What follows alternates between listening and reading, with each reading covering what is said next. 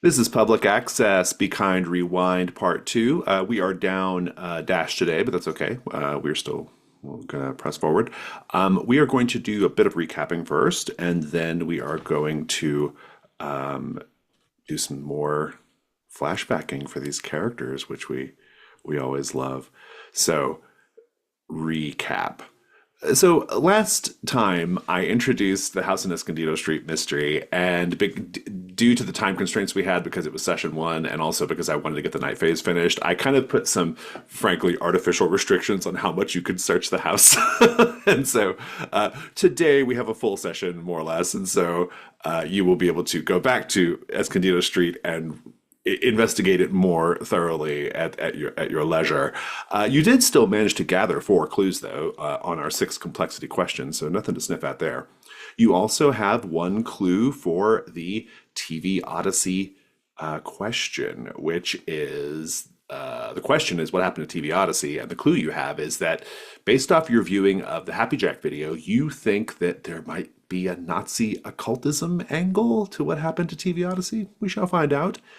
Um, Everyone except for Tanya is doing okay on conditions. Tanya, you have two conditions right now: haunted and can't get there from here.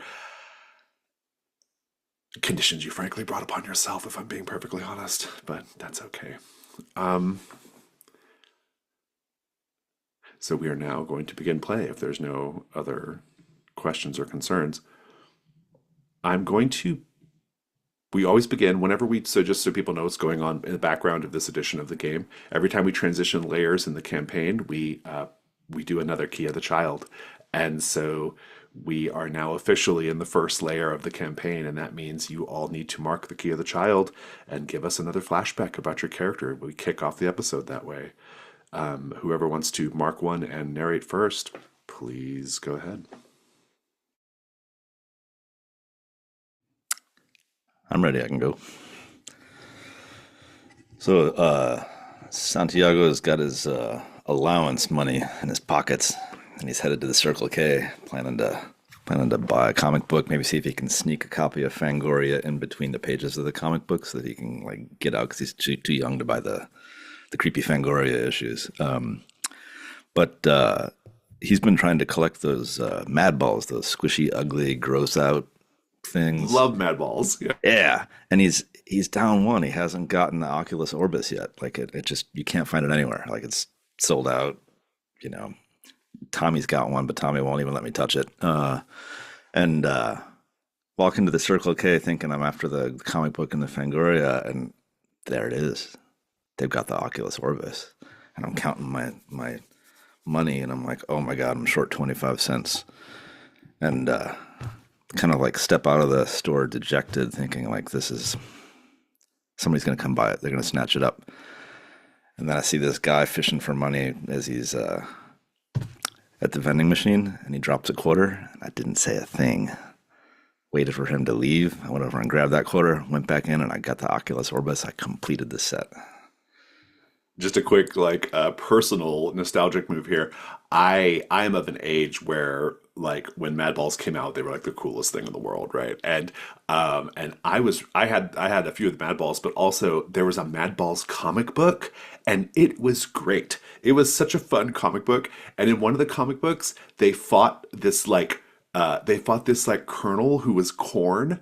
He was like a corn colonel guy, and he was called Colonel Corn, I think. It was pretty amazing. So, anyway, good times with Mad Balls. Thank you for that blast from the past. Now, if somebody does Muscle, we'll really You're be cooking welcome. with Crisco. Yeah. Who wants to go next? I can go next. The We see Tanya's ranch style house and brown wood panel that stick up stuff. It's not actually wood panel. It's not vinyl. Maybe it's vinyl. Whatever. See that. You see kind of the big fluffy carpet, all of that kind of thing. Maybe some tile floors in the hallways, that type of thing. And Tanya's coming in, unlocking the door and coming in. she's gotten home from school, and we are kind of seeing her sort of like daily routine with her parents not there. One of the traditions that they have is that her dad will record The Price is Right on a VHS tape and like leave that on the kitchen table. And essentially, like she has some chores to do. She has to. They made dinner for her. It's in the fridge. It's ready to be microwaved, whatever the case is. And she's got to kind of clean up the kitchen. So we see her like cleaning up, vacuuming the floor, that type of thing. And then there's this like VHS tape sitting on the kitchen counter. And these are always labeled in like this like sort of like cryptic way. And so it'll be like price is right. Um, uh, strange win big times, like just like the labels are always a little odd. And on this one it says there's actually a note specifically to Tanya on the label that says 11:57 news break, isn't this the woman you murdered? uh Love, Dad.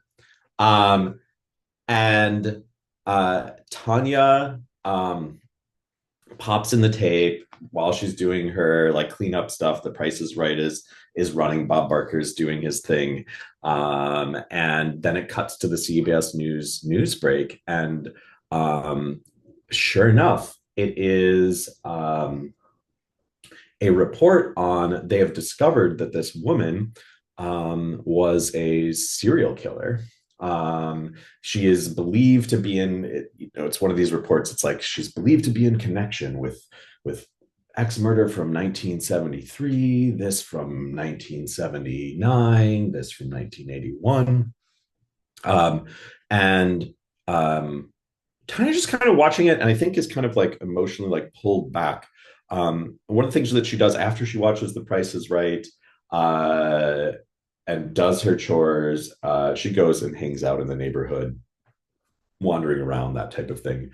And so we actually see her as the tape is still going. She has kind of shut down, and she's trying not, she's blocking it out. And she walks out the front door. And as she walks out the front door, there's this photo of the woman on the screen, and it blinks and it starts moving closer to the screen, like out of the frame of the news. And it says, well, there, Tanya Oakes, where are you going now? Do you need a ride? I think you do. And we cut away.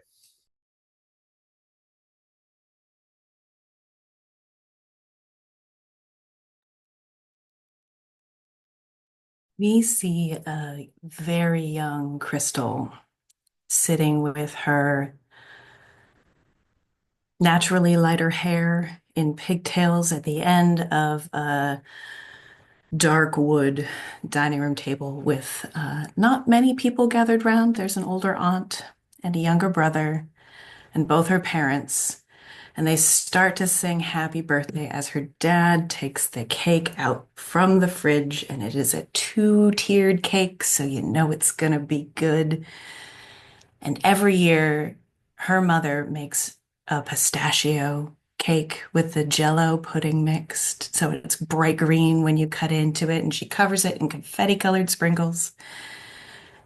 And traditionally, in the background, as they sing happy birthday, on the television in the living room is playing the video that they took the year before, and then the birthday before that, and the birthday before that. And so as they get, and happy birthday to you, the videos in the background also end.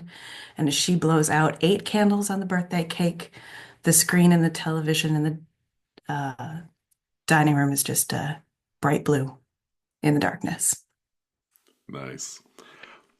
Pistachio flavored Jello pudding is hands down all time best flavor of Jello pudding. So I was still a foodie when I was a kid, it's damn a it. weird, That was it's a personal. weird, unnatural color, and I would argue literally nothing in the world tastes like pistachio Jello pudding. It's like a truly unique flavor. Nothing tastes like it. It's amazing. All right. Now, I should mention that we just did a night phase, and we're about to do a day phase. But just because we have a day phase following a night phase doesn't mean that the day in question follows the immediate night. And so this day phase is actually taking place several days after the events of the day when you were hanging out with Casey going to 18 Escondido Street. Maybe some of you were just a little like shaken by the experience. Maybe you all got busy with other life things back home that you had to kind of like deal with. I'm going to suggest that Dash had to go back home for a little bit and it will be back soon. Um, and another mystery, you have no more tapes, sadly, but another mystery does present itself to you. If you want to follow along, I've noted it in our mysteries section of our Keeper. It is called, this mystery, the Deep Lake Lurker. For the working families of Deep Lake, summer means tourist money and sending kids to Pine Rock Ridge, a sleepaway camp on the other side of the lake. Generations of children gossiped in its wooden cabins and roasted s'mores over campfires, you all included. In 1993, however, 12-year-old Jessica Stosky disappeared while out swimming. She was the fourth camper who had gone missing in as many years, the others being Johnny Green Jr., Carlos Sanchez, and Elizabeth Lizzie Lewis. Like them, her body was never found. So to be clear, there was 4 years in a row where a kid went missing each year. Pine Rock Ridge was forced to shut down soon after the incident, sued into financial oblivion by Jessica's father, Harvey Stosky. The cold case of the Pine Rock Ridge campers is now more myth than tragedy, especially among elementary school students. Every year, children pass down the tale of Jessica Stosky, drowned by the so-called Deep Lake Lurker. Some claim the lurker is Deep Lake's own Loch Ness monster. Others say it's the previous victim, bound to the lake until they pull another victim to the bottom. The children's tale gained traction in conspiracy theory circles when Pine Rock Ridge recently opened back up under new management, and it gained the attention of the Latchkeys when camp counselor Emily Beaumont stopped by the house on Brodenbecker Street, asking you all to look into the disappearance of her former best friend, Jessica. I'm going to pose this question to Santiago. Santiago, you know the lurker is real because you were almost drowned by it, though you didn't get a good look. Why are you still alive? Oh.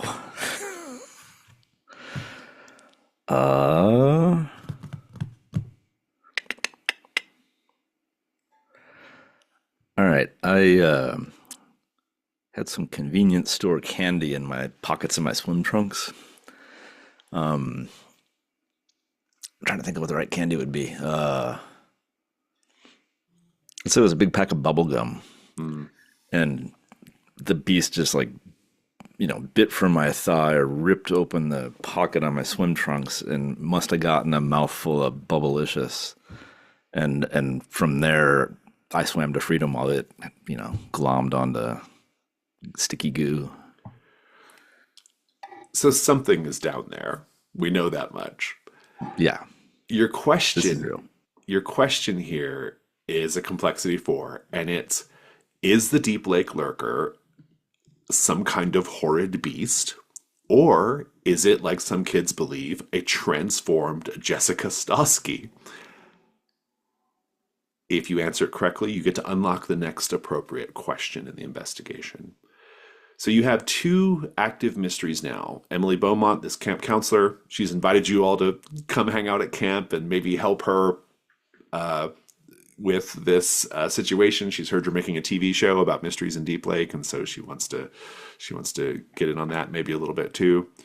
Everyone thinks you're making a TV show, I think. And of course, there's still 18 Escondido Street over there waiting to be explored more fully. We also have the opportunity to do what is called the nostalgic move. The nostalgic move, now this is different in skinny jeans. Basically, you can, as a group, if you wish, all get together and hang out. And um, so long as at least one of you is talking about something that takes you back, you have an opportunity to clear conditions if you need to, and maybe even stumble on a clue.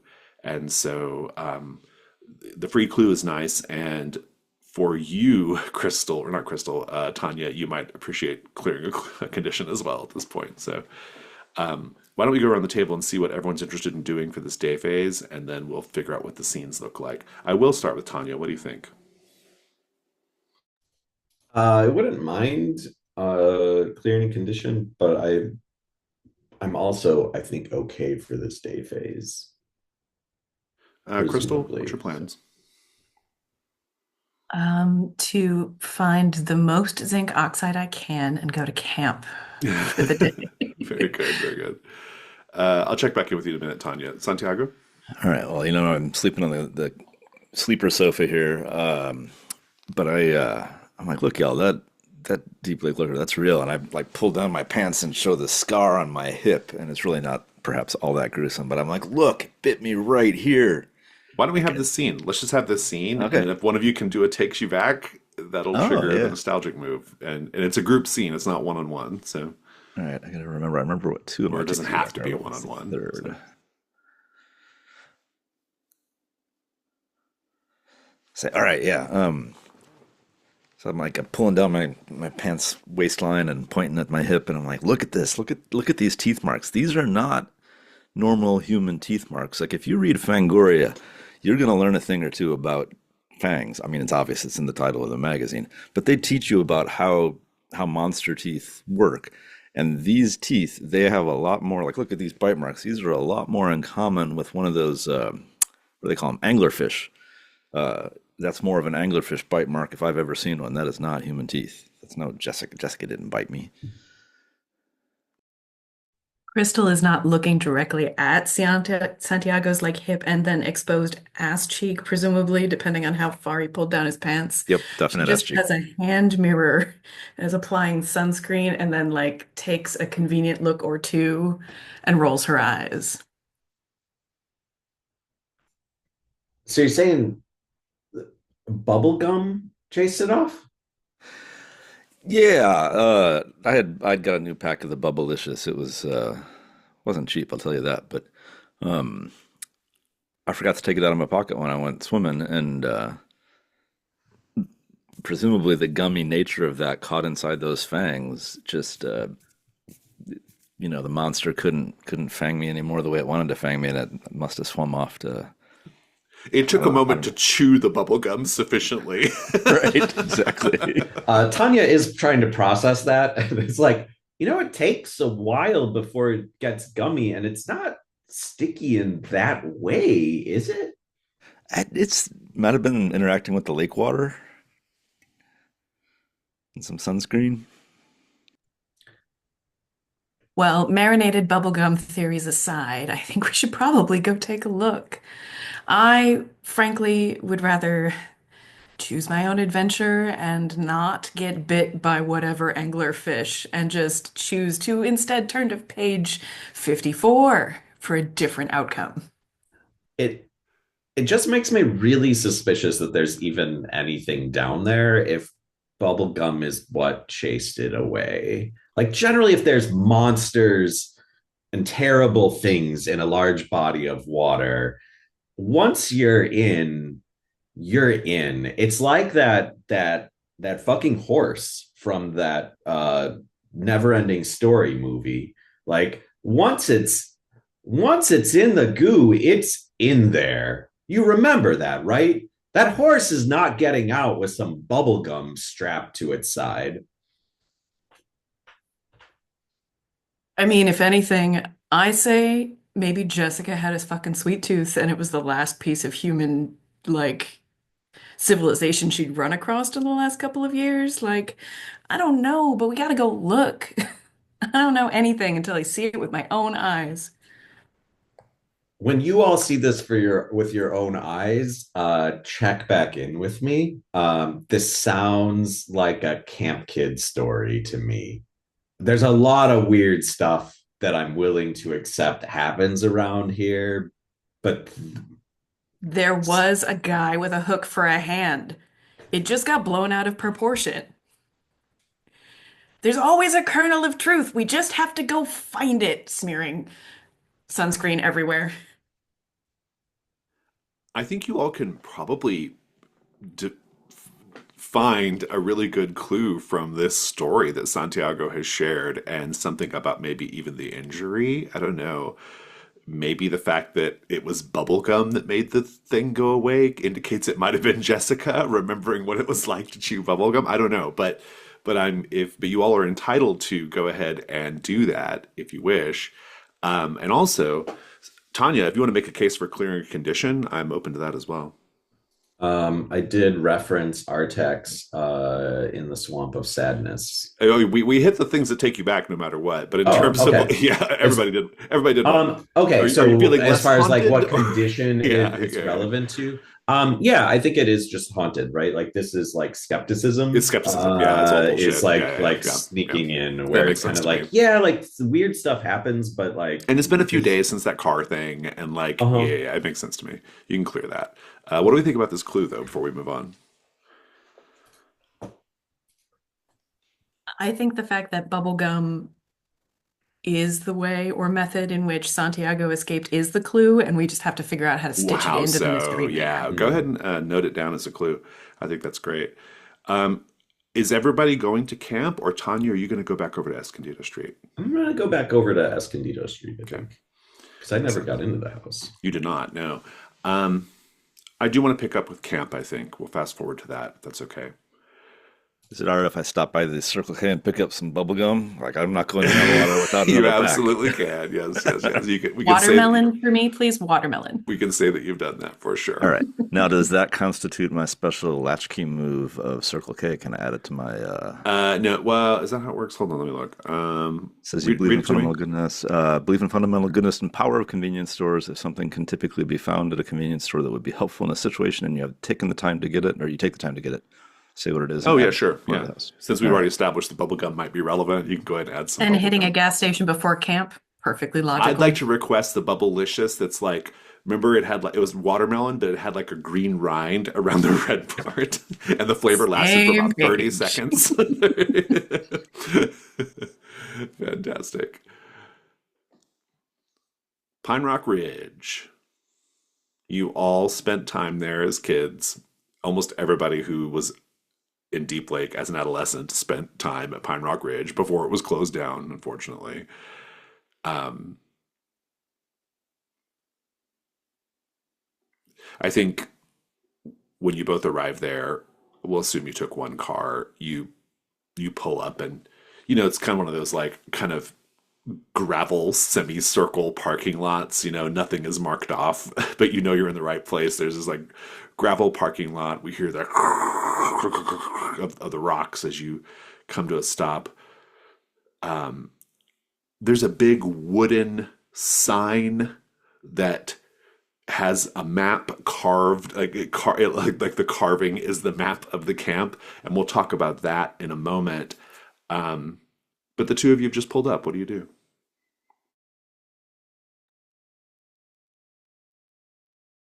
Doesn't look like what I remember. Chewing on some bubblegum. Yeah.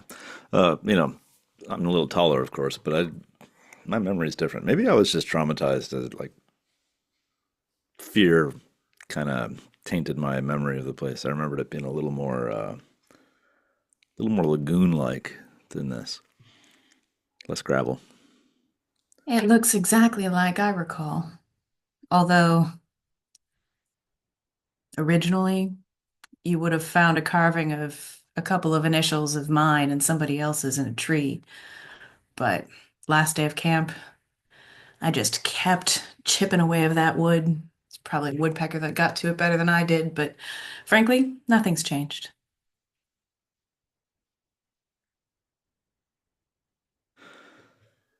Do we go straight to the beach or should we check that map? See if they've added anything. I think Crystal is going to do the witchiest of things and say that I remember the map as well as I can in my brain and head off in the direction that I think is towards the edge of whatever. Is there a body of water? Yeah, towards Yeah, the edge there's a of the lake. lake. Yeah. That sounds good. There's a little trail that goes like down to the camp itself, or at least the beginning of the camp splits off into different places. Santiago, are you going to investigate the map? I think it's almost more cinematic if I start to head that direction and then, get called back to Crystal and ominously don't look at the map. Very good, very good. We see a big like skull and crossbones in the camera or something. Exactly. Right? Yeah, exactly. That sounds good. We'll pick up with you in a moment.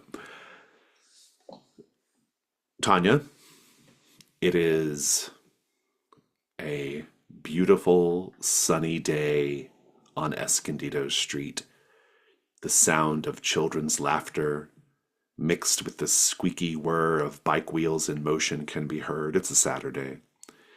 The smells of a backyard barbecue wafting in, the smells of charring meat, hoppy beer suds, kids pickled in chlorine, a trio of girls doing double dutch on the sidewalk down the block.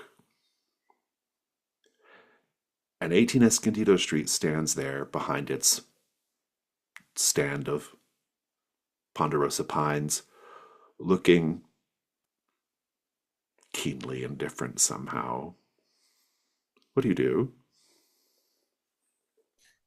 I think I would be recalling whatever the report was from the folks who did go inside of the house. Yep, you have all And the info. Yep. yeah, if there was there some place, and maybe Crystal is kind of like that y'all didn't get to as you were looking around, or you wanted to investigate I'll more.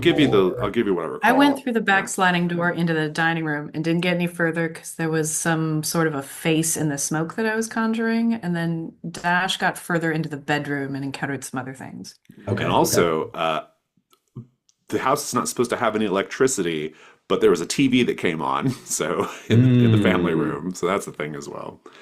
So yeah, maybe I go and investigate the TV. Like I'm kind of like, yeah, this is sort of like the second pass Yeah. From a investigation standpoint. Yeah. I mean, I'll give you the rundown of all the main rooms too, as well. There's the master bedroom, which we've searched already. There's the backyard, which we've searched already. There is a Mm. kitchen and dining room that you have to pass through from the back. That connects up to the TV room. We also have the kids' bedrooms, and there is a set of stairs going down to a set of Hell. carpeted stairs that go down to maybe a basement Mm. um, as well. The TV room is a great shout, though. Yeah, I'll make my We way have there. here a maroon sectional sofa, an entertainment center as big as a wall, because that's how they were back then. You actually see a VCR blinking 12 o'clock, 12 o'clock, 12 o'clock, 12 o'clock. Once again, there's no power in the house. Mhm. Let's paint the scene, everyone. Looking around, how do we know this was the most frequented room in the house?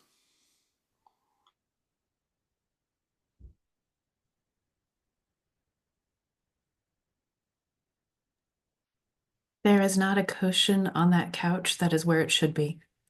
Each one has been moved and plucked and folded over into any number of configurations. And you see like that little L-shaped cushion up top and pillows strewn about.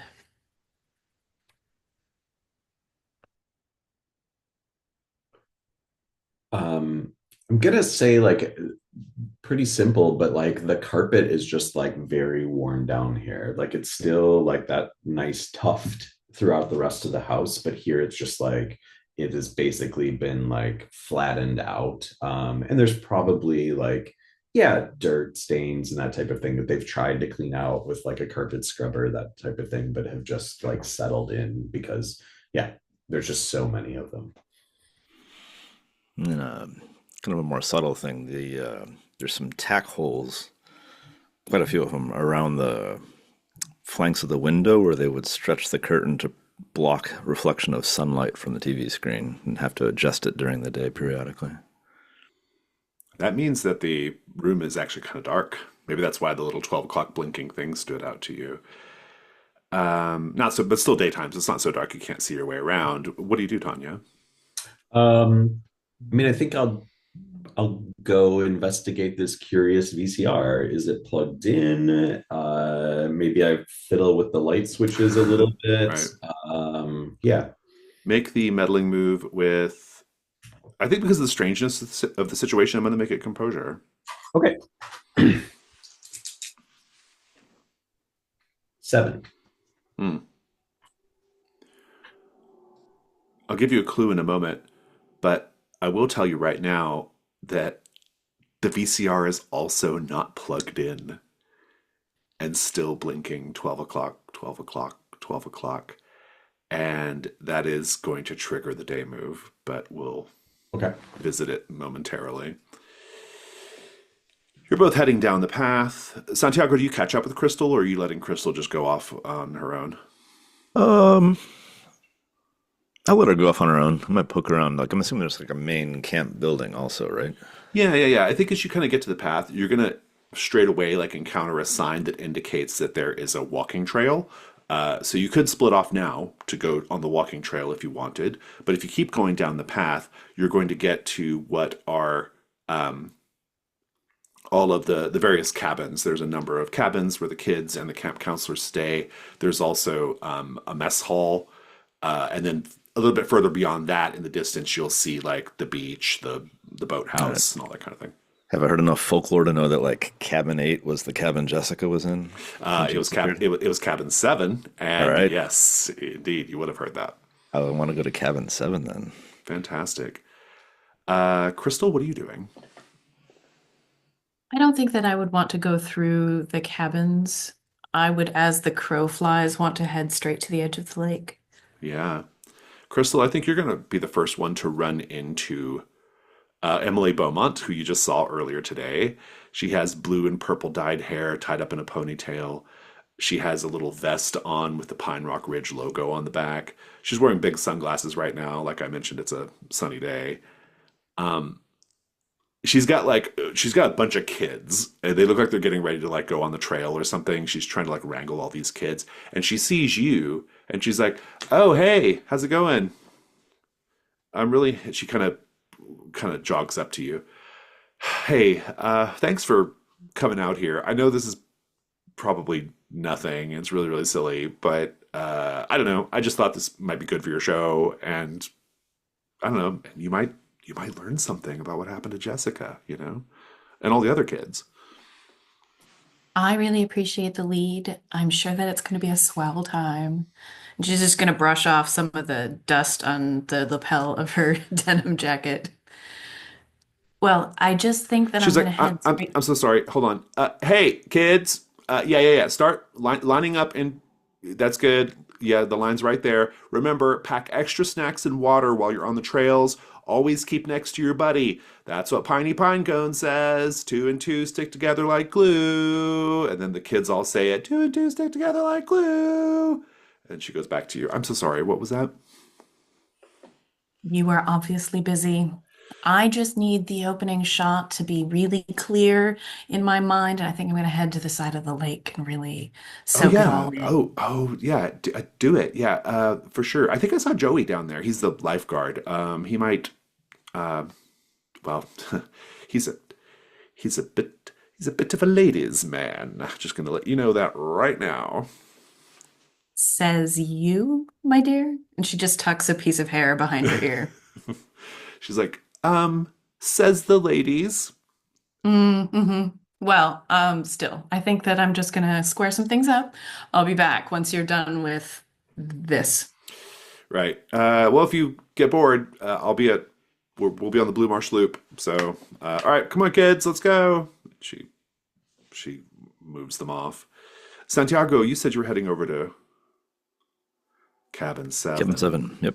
Cabin seven is Loon Cabin, and this is the cabin that Jessica Stosky was supposed to have stayed in when she, the summer she disappeared. All the kids are off hiking, so you actually have the run of the place right now. When you step inside, you see wooden bunk beds built into the cabin walls, crumpled up sleeping bags in pinks, purples, and reds. There are hair care sets and fingernail polish sort of strewn about. This must be a girl's cabin. There's also an old TV and VCR on a media cart, kind of hanging out. Let's paint the scene, everyone. Jessica supposedly slept in Loon Cabin. How do the girls currently staying here show that they would rather be sleeping anywhere else? Mm-hmm. None of the top sheets of their bunks are hung or pulled up over themselves. They're all hung from the upper bunk bed to create barriers as you go. Going with the scratching initials and what you did earlier, every religious symbol you can think of has been scratched into the wood headboards, just plastered the place in iconography. Pinned to the sheets, the inside of the sheet barriers, and on the ceiling, there's all kinds of magazine clip outs of like tropical destinations and that type of thing. So they've tried to create these sort of like, yeah, collages of another place. Santiago, what do you do? Uh, do these kids have foot lockers? Yeah, sure. I'll poke around in what foot lockers there are with the hopes of finding, I don't know, something left behind that's evidence of Jessica, a sad letter that's been forgotten or Oh, yeah. graffiti or whatever, who knows? Roll with meddling move with reason, I would say. Reason, I think my reason is 0. Let's see. Ooh, too many tabs. Ah, there we are. Oh, 1, all right. Oh, it doesn't matter. I rolled a 3, so that's a 4. As you are looking around, it's been pretty quiet, right? Like there's all the kids. You can, in the distance, you can hear the kids like hollering as they get ready to go hike, and you can hear a couple of the camp counselors kind of joshing around. But it's all kind of in the distance. And then, quite suddenly, in front of the cabin, you hear, "Take me down to the paradise city where the grass is green and the girls are pretty." And it's just like blasting, right? And whoever is in this car, you hear barely over the music, you hear a little chunk chunk of the door closing. And then they come in to Loon Cabin and they haven't seen you yet, but they come in. It's a guy. He's wearing what I would like very, very, very short jean cutoffs. Uh, he's bare chested, but you can see like his farmer's tan of where his tank top is normally at, and then the rest of the flesh is just red. And he's got a mullet, and he's got a pair of nunchucks, and he's like doing nunchucks as he walks into the Loon Cabin, and then he looks up and he's like, "Whoa, whoa, who are you?" Say, another fan of Guns N' Roses is who I am. Uh, what you are is a grown ass man walking into a cabin where a bunch of preteen girls are Says the other sleeping. grown ass man. Ah, but here's where you have mistaken me for someone else. Here's how you have misjudged the situation, my friend. I am the owner of this cabin, and indeed this entire camp, so I can go wherever I want. That's the rule. You're the new owner of Pine Rock Ridge? I'm indeed. And he does some nunchucks. All right, so here's the thing. You look like a guy who could actually take on that deep lake lurker, and I got bit by it, and I like show him my scar on my hip, and I want to He's know what like, you're doing about it. he's like, "That's a pretty serious looking injury, my friend. I can tell that you're the kind of person who likes to get in the shit. My name's Definitely. Billy James, Billy James. Here, have some bubblegum, Billy James. aka A piece of. Hawk. All right, Hawk. Here's some. Would you like some watermelon bubblegum? I'll give him a And I piece. consider myself a bit of an iconoclast here in the local community. Oh, yeah, the powers that be. They didn't want Billy James to open up Pine Rock Ridge again. They were like, Hawk, why would you do something so crazy? Why would you do something that would stir up those kind of memories? And you know why? Because I don't give a damn what the establishment thinks. It's good to have strong opinions like that and back them up with martial arts training. Gives you confidence. Hey, Is this camp doing martial are you arts interested in lessons? being a camp counselor? Oh,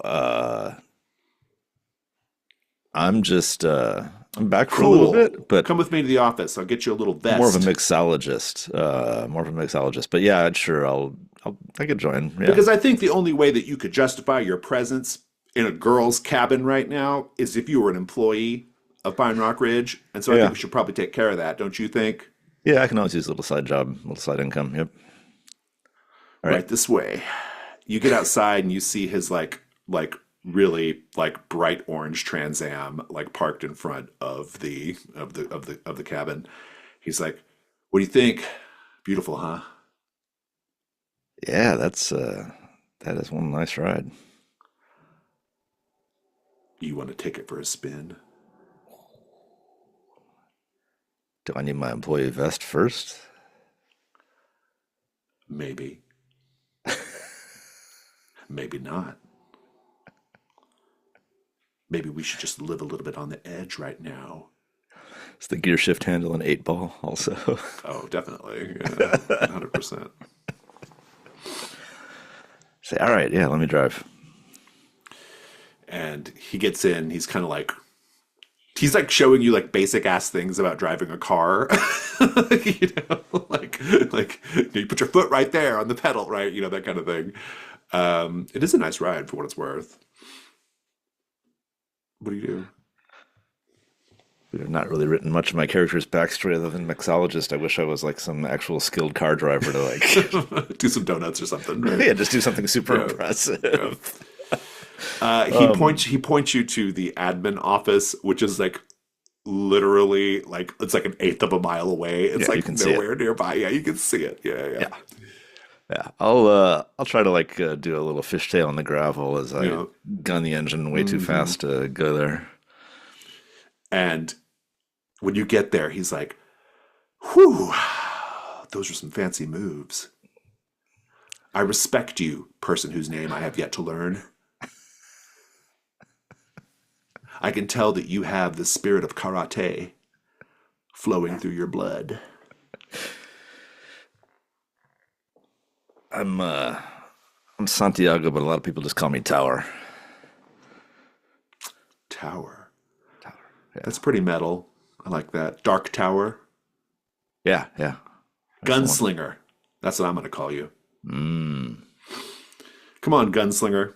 And he gets out, takes you to the admin office if you follow. Sure, yeah. Want to get one of these vests, if nothing else. Get a vest. Crystal Serrano. Let's talk about the beach real briefly. Then we'll take our break. Actually, no. I want to check on Tanya first. Tanya, let's have this day move. What do you think is going to happen if you lose your nerve right now? Seeing a ghost VCR that should not be operating right now. It's not even plugged in. I mean, I can tie it back to the key of the child again. That I am just gonna get kind of like lost in memory. Had this like ritual of like watching The Price is Right every day, that kind of thing, and I'm in a essentially time capsule Oh, of yeah, of my childhood. In some ways, it's a little bit later, but yeah, like it takes me back too Hmm. far. Yeah, I'm into it. Go ahead and roll with sensitivity.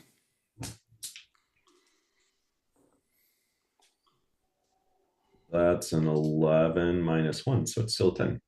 Okay, interesting indeed. You are going to keep it together.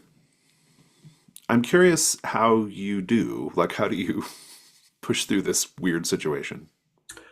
I'm just taking the VCR.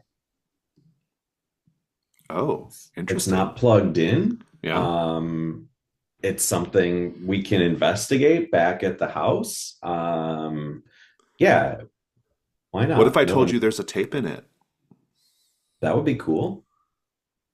You can see that there's a tape in it. Nice. Maybe I peek to see, like, as I'm like unplugging the coax cables off the back, I'm like peeking to see if I can like see what the tape is labeled. You can. Yeah. It doesn't appear to be an Odyssey tape, sadly, but Okay. it does say Chili Cook-Off 87. Nice. Um, I don't remember much about the chili cook-off 87. I remember 86 pretty well, and 85 was a real thing. But 87 is one that just seems to have vanished from the public consciousness. So this is kind of curious. Yeah. Well, so you've got this VCR, a tape as Yeah. well. What do you do? Yeah. Um, I think that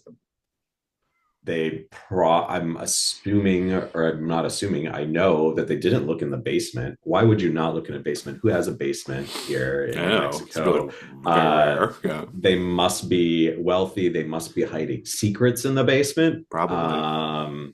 It's a place where, yeah, why else would you have one? So I'm with the VCR still blinking, and the cable kind of like dragging like a tail behind me. I'm gonna go check that out and just see, like, okay, is it just a fake stairway? What's the deal here? Go ahead and add the Chili Cook-Off 87 tape to your corner of the house. Okay. Please note that you cannot use it in the normal way to get advantage on a die roll. But if you ever watch it, you mark it then. And you head to the basement. I like that. We'll pick up with that in a moment. Crystal, you head down to the lake's edge. I will tell you that when you get to the lake, there's a few things to be aware of. There is a boathouse off to one side where they would store all the kayaks and canoes and things. There's Black Rock Beach itself, which is where you're at. It is a white sand beach formed from imported sand, so it's like it looks like a little beach from airdrop from Miami onto Deep Lake. And then you also have out in the actual water, you have what appears to be like a raft, like a pier, like a one of those like anchored swimming piers that the kids can jump off of, the deep points of the lake. What do you do? I think that Crystal is reliving some of her own camp memories at this point, is just going to walk clean down to the lake, wade, like stripping her shoes and socks off and carelessly throwing them on the beach as she makes the way to the edge of the water, about 6 inches in, and then sinks her palms into the sand until she can get one of the smooth rocks that might actually be from this place I love it. underneath it. You've triggered a special rule. Uh-oh. Please take the condition the next victim. Sexy. Let's take a 5-minute break.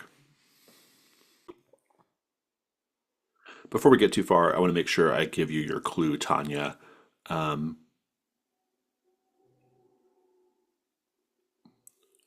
you find a very weird thing as you're kind of leaving that TV room, something that definitely should not be in a TV room. There are just set on the coffee table a bunch of old gardening tools caked with dirt. A weird detail, but your clue. I want to pick up with So Crystal, you were going in the water. Santiago, you're in this little admin cabin. Um, let's paint the scene about the admin cabin. Taking a look around, how can we tell that Hawk's glory days were definitely the summer of 1984? June 14th through 28th to be exact.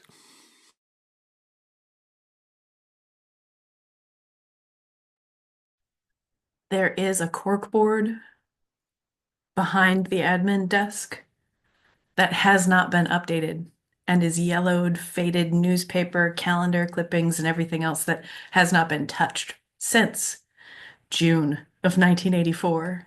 There's not anything else applied to it after that moment, preserved in time. Well, and he bought this camp, so that means he brought that here. Which- He's got the Summer Olympics posters up from '84. Hasn't taken one down. Every now and there's like a little like a sticky note underneath, like camp should add this sport. There's a bookshelf, and every book was published before 1984, or is the book 1984? And there are a lot of copies of it. Star for that. Um, Terrific. So Hawk gets in there and he's like, he offers you a seat. He goes to his little cabinet and is grabbing some vests with piney pine cone on the back. What are you doing while he's got his back turned doing that? Ooh, is there a keyring I can grab? Yeah, I think like while he's like got his back turned, he's like, "Don't touch my fucking nunchucks." Of course he says that. Absolutely not. Wouldn't think of it. And in the meantime, I'm like rifling through this desk drawer trying You to. could just do a quick uh, meddling move with composure. Composure. All right. I got a 9 on the table, and I don't think I have anything special there. What have I got? Oh, it's a 10. Okay, 10. So I'll get you a clue in a moment. Crystal, you said you were just kind of wading into the water. What are you doing again? I had waded just a little ways into the water and then gone down on my hands and knees to like press my hands through the sand under the water, looking Hmm. for, well-washed round stone that is of the place and hasn't been Oh, yeah. deposited here under the beach. This is interesting. Do a meddling move with sensitivity. You're real in it right now, I feel like. Yeah, Doing the witchy witch thing. yeah. Oh, let's see here. Once again, I'm playing a character that has very low sensitivity. So, Somehow, considering all your interests. yep. So from an 8 to a 7. Okay. So my hands just keep sinking in deeper and deeper and deeper, pulling my face towards the water. Yeah. I'll check in on you in a moment. The basement of 18 Escondido Street, Tanya, is thick with a smell of sawdust and rat droppings. They sort of invade your nose as you go down there. Stacks of U-Haul boxes. You can see everything because there's a little bit of light in the sort of like ground floor windows. Stacks of U-Haul boxes. There's a disassembled Christmas tree in one corner. Let's paint the scene, folks. Something about the basement makes us think the kids were terrified to come down here. What is it?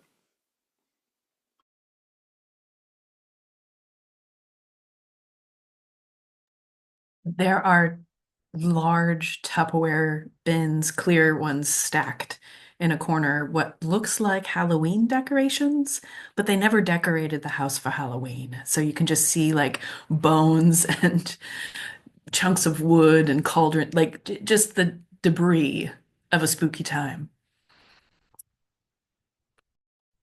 There's crayon writing all over the stairs. And it says things like "Stay down, don't come up." this is our house, like all of these kind of like warnings to something that may or may not be living in the basement.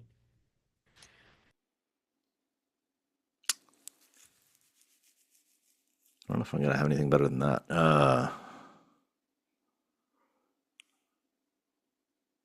Yeah, I don't know. Don't have anything better than that right now. What do you do, Tanya? Um, yeah, I'm poking around. I think I'm looking in like corners. I liked Sarah's pitch of like I'm using the blinking 12 of the VC camera as like a flashlight, like in these sort of dark corners to see if there's anything. Again, like I'm convinced that they're hiding something down here. Mm-hmm. Why else would you have this? Yeah. Roll roll the roll the meddling move with composure. Okay. It's an 8.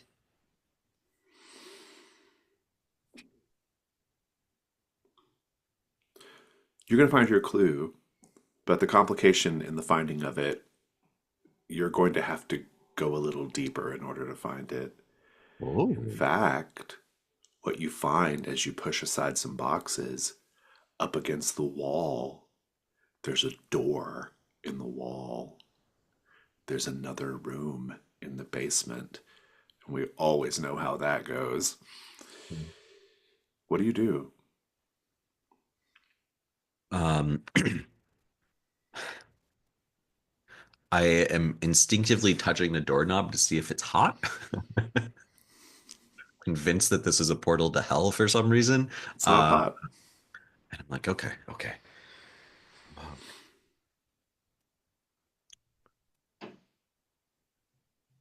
this reminds me of that time that Billy Lee dared me to go into their attic. Attics are terrible places, but they're worse than basements. A basement should be no problem. I did the attic. I can do the basement. And I open the door. When you open the door, as if someone had dropped a needle, you immediately hear music coming from this space. It's Patsy Cline.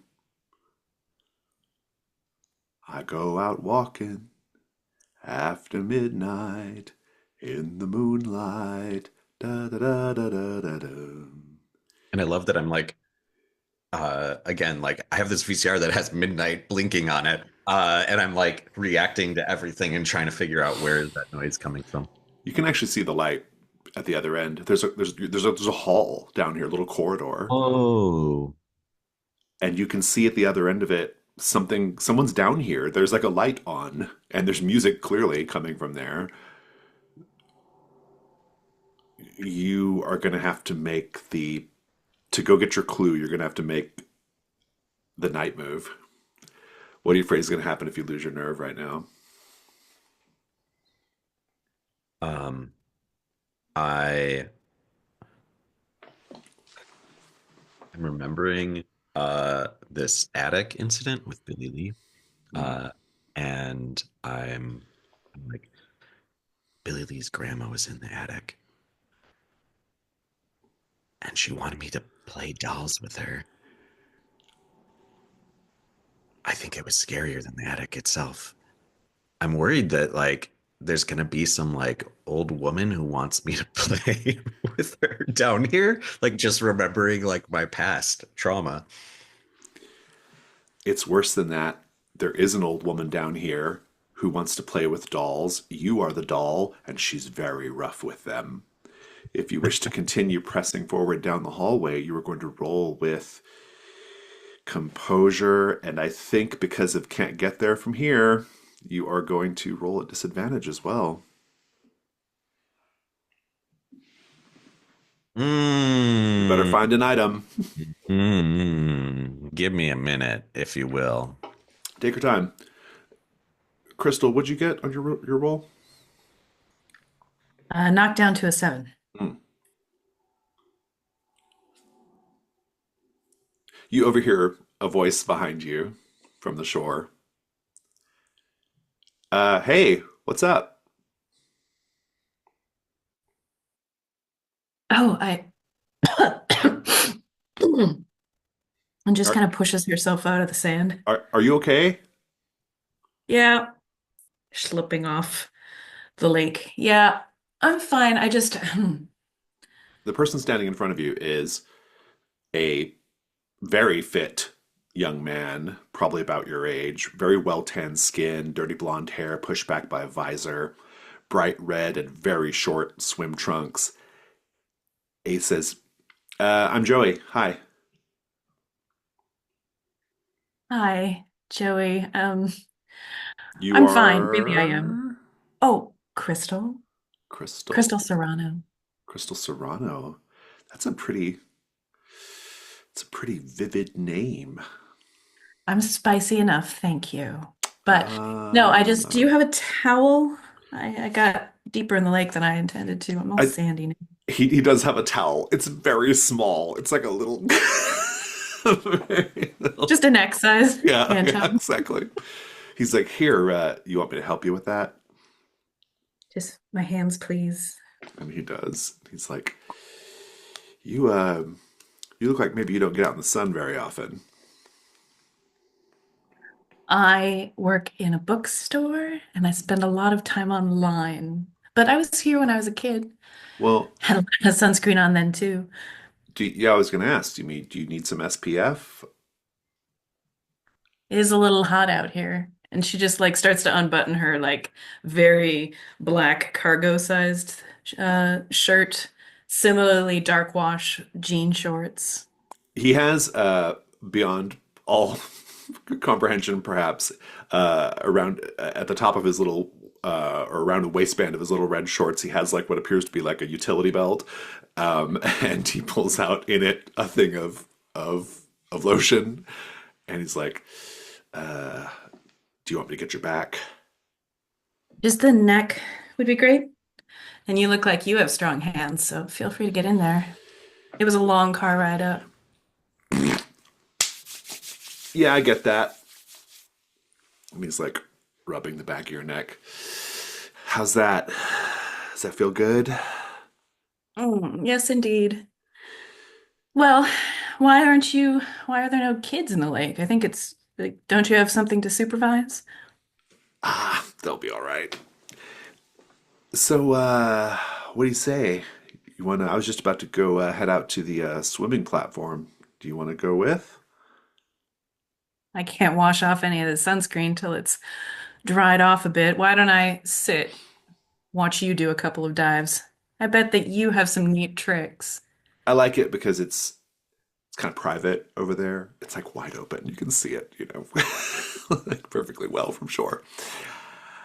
All right, and he kind of gets in the water and he's kicking around and splashing around. He's doing stupid tricks, and at one point he like very obviously like like pretends like his shorts are coming down and he's like oops, and he like has to retrieve them. He's doing all this stuff, and then he's doing a trick where he dives under the water and he's down there for a while waiting for him to resurface. There's no sign of him resurfacing. He may have just a very powerful set of lungs. He's still down there.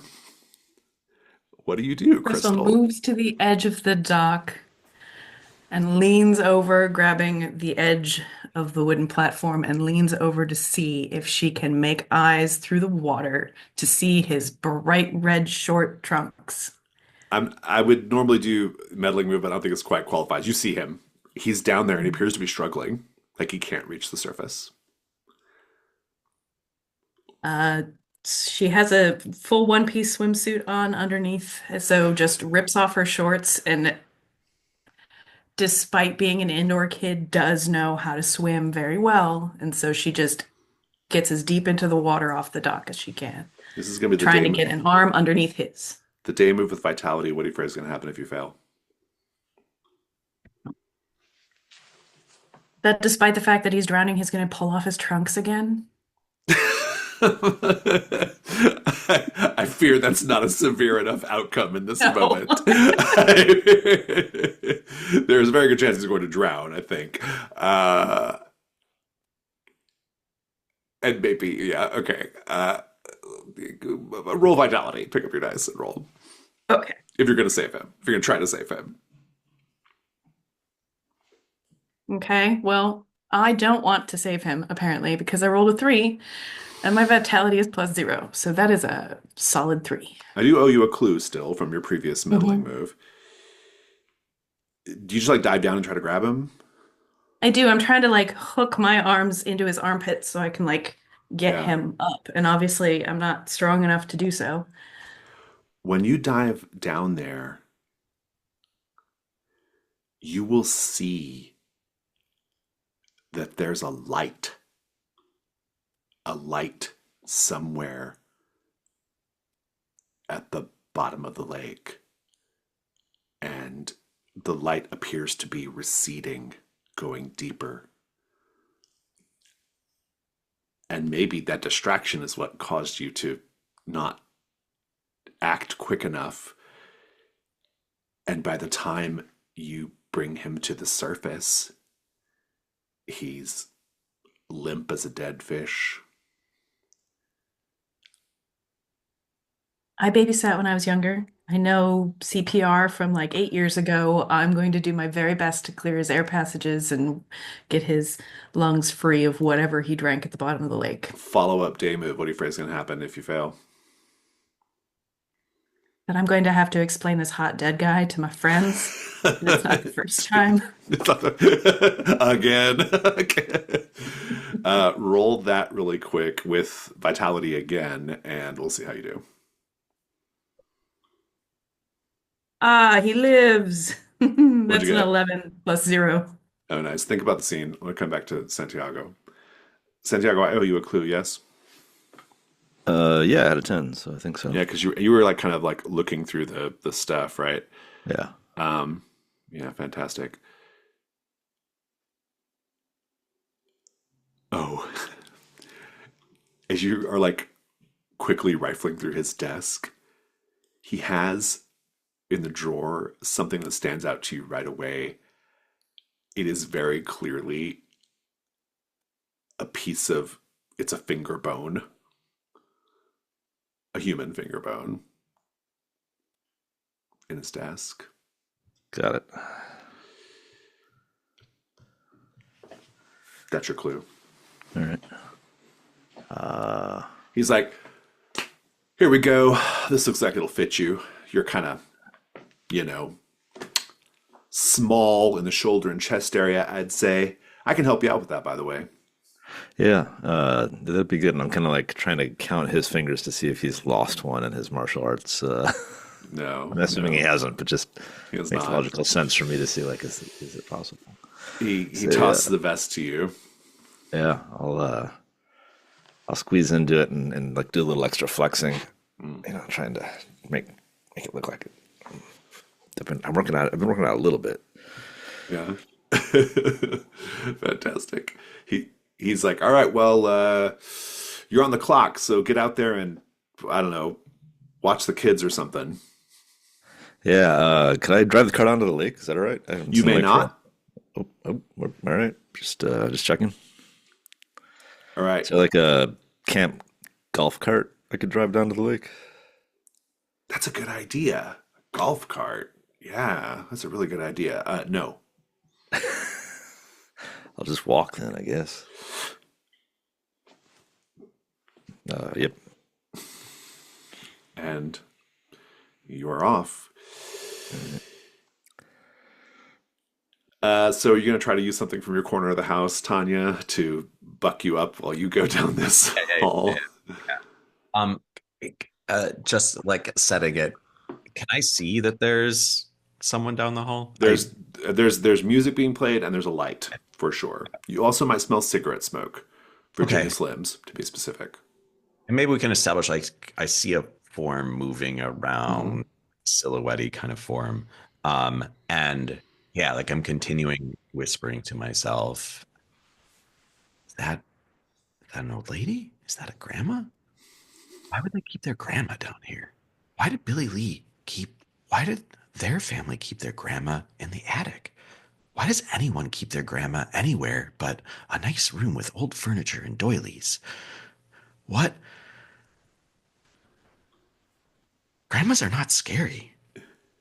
Grandmas are not scary. Billy Lee's grandma wasn't scary. I survived that. I'm going to survive this. I didn't have pepper spray when Billy Lee's grandma wanted to. I've got pepper spray now. Fantastic. You can mark it and roll 2d6 plus sense. What do we decide? Sensitivity or composure? I can't remember. Sensitivity might be more fair. I think it's probably more fair, given the weirdness of the situation. Yeah, yeah.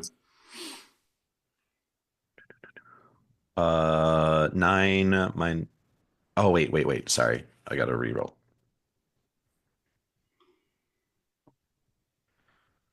8 minus 1 is a 7. Hmm. I'm going to give you the haunted condition again. You got to take it right back.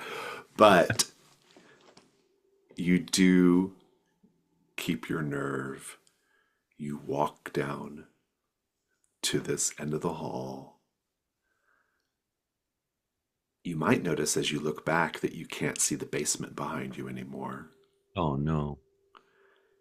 And you step into this room, which it's small, but reasonably well appointed, I would say. There's a little lamp, and a green cloth has been draped over the lamp to give everything kind of a interesting, colorful ambiance. There is a record player playing Patsy Cline songs. It's already on the second Patsy Cline song by the time you work up the nerve to get down there and see what it is. Sweet Dreams, by the way. And there is sitting down on a sofa, but taking up most of the sofa, a man. He is sitting. He's enormous. He stands up to greet you, and he overwhelms. He's very big. I'd say he's about 7 feet tall. He's about 4 feet wide at the shoulder. He's big, bulky guy. He's wearing a yellow suit, like a pale yellow suit. He has a bolo tie shaped like the sun, a cowboy hat, very thick, prominent jowls hanging down. And his eyes are a little roomy. And he says, "Well, howdy do." I have pepper spray. I'd advise Right? to watch your step. You have pepper spray probably because you are one spicy number. That may be true, but I don't think you want to find out. You want a cigarette? Yes, actually. I smoke Virginia Slims because I appreciate the irony of that. I set down the VCR, and yeah, You just finished ransacking a house or something? I wouldn't say ransacking. It's just on. I was curious about it. That is a curious thing indeed. I can't help but notice that it is unplugged presently, and yet nevertheless seems to have power. What a strange object you have found. Wild, isn't it? It is indeed. Probably not even the weirdest thing you've run into today, is it? Today, right here, is the weirdest thing that I have run into today. And yeah, I take a huff of the cigarette. He goes over to, well, he'll offer you one of your own. Okay. And he goes to light it, right? And he says, "Here, let me light that for you. I have a very, very strict policy that beautiful young women shouldn't light their own cigarettes. Can we just dial down the creepiness just a tad, buddy? I No, I'm do have sorry. I don't think so. He goes over to the record player. He's like, and he says, "What do you like to listen to? I got all sorts here. you have Only dead artists, though. a, Taken too young from us. Too soon. Buddy Holly. La Bamba. Got it all. The you got King. Do you like the King?" got Kurt.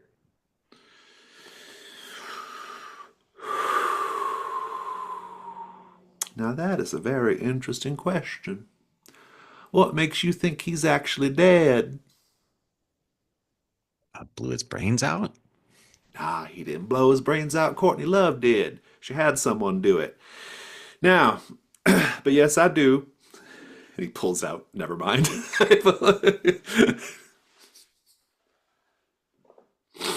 But let's change up the pace here a little bit. Oh, indeed, indeed. And he puts it on, drops the needle. Come as you are, I think. And then he invites you to sit down in a little chair, I sit a spell, think I'll take a stay. load off. But if you need to sit, that's all right with me. Right? He does. So what's a big fella like you doing in a little place like this? We'll come back to this scene in a moment.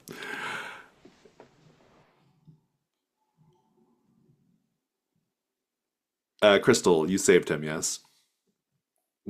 Give me the scene. I think it's me earnestly purging the water from his lungs, giving him mouth to mouth, and I think that he just comes to in the middle of a French kiss because that is the kind of man he is. And I need to spit the lake water and his tongue out of my mouth when he finally takes his first breath.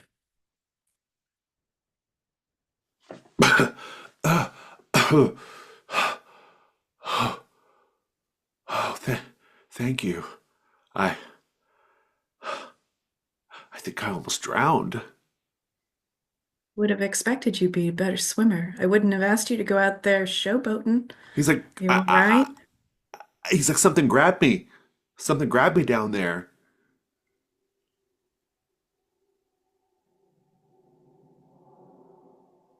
Really? I felt it. I felt it. I What felt was it grab it? my What did ankle. you It was feel? Hand? Tentacle? Be specific. make the meddling move with composure.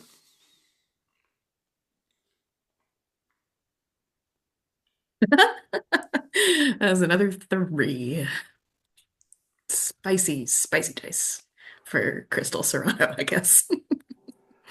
While he's trying to explain to you what grabbed him, you will fail to notice that a little slimy tentacle of water, like the water has Mm. shaped itself into a tentacle, is writhing along the sand and carefully wrapping its way around his ankle.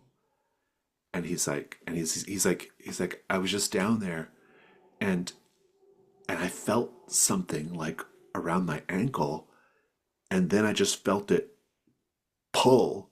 And as soon as he says pull, he is pulled immediately, like into the water and down, and so rapidly you lose sight of him.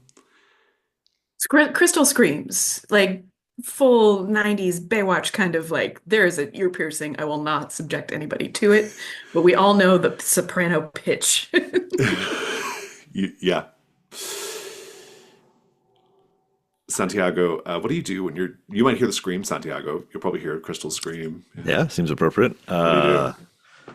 I'll go running towards the beach and what? Is there anything camp-like on the way? Life preserver maybe, or canoe paddle, something like that. As I'm heading down. Sure. You can just have the scene with Crystal freaking out on the beach. All right, come running down. Is there anybody else or just Crystal? Now it's just Crystal. Yeah. Okay. Oh, I mean, like, there's not other No, campers. no. Most of the kids are all gone on the Yeah. hike. Yeah. Yeah. Um, excuse me. Uh, You find come running up, Crystal. Crystal Yeah. Yeah, go on. sitting on the edge of the dock, just holding her own legs and kind of rocking. I come clopping down the dock behind you, and I say, Crystal, are you in one of those Wiccan trances again? I saved him. I saved him. He was safe. Look around him. Who? He was he was too dumb to live.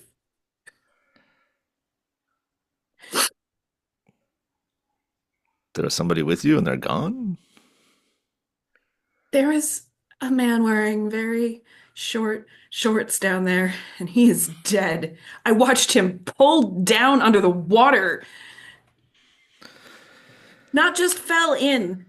Santiago, he was dragged to the bottom after I had already pulled him up again. This is not. And she just runs towards the shore. She's no longer going to be on this dock, having a full I, panic attack. I call up behind you. I told you the deep lake lurker is real. Why do you think I gave you that bubble Fuck gum? you! Fuck you! Uh, I kind of take a lingering look back at the water, see if there's any, I don't know, any disturbance in the surface or, It's perfectly placid and still. I'm gonna carefully, slowly walk back towards the shore. Tanya, Didn't it? what do you do while you're just kind of hanging out in this big man's little room somewhere connected to the basement somehow of 18 Escondido Street? Yeah, I think Tanya's trying to, in this like awkward interaction in the base tunnel, she's trying to figure out how she could A, get out of this, and B, get something out of this. Yeah. And I think, yeah, like as the lyric, as a friend, as an old enemy is playing, uh, um, she's like, do you want to play a game or something? He looks at me and says, like a board game or something? Ah, I mean, do you have board games down here? He's like, That's there's a shelf over there with all sorts of stuff. You can go take a look, see what strikes your fancy. uh, two truths and a lie. All right. You know how to play that one, right? That's been around basements and above ground for some time. I know it well. I know it well. You start. My first one is I killed a woman and no one seems to remember. Mm-hmm. Do you do them all? Then I tell you which one's the lie. Be fun to alternate. Oh, I Give it a see. little time to, to think through. Well, I already know that one's true, so that's all right. I'll see what else you're interested in coming up with. I'll start here and say, hmm, I am a big, big fan of Roy Orbison. It's a good one. That's very revealing to your inner character. Unless it's a lie. Touche. Let's make this interesting. All right. My mother killed my brother. Oh, now this is getting very, very interesting indeed.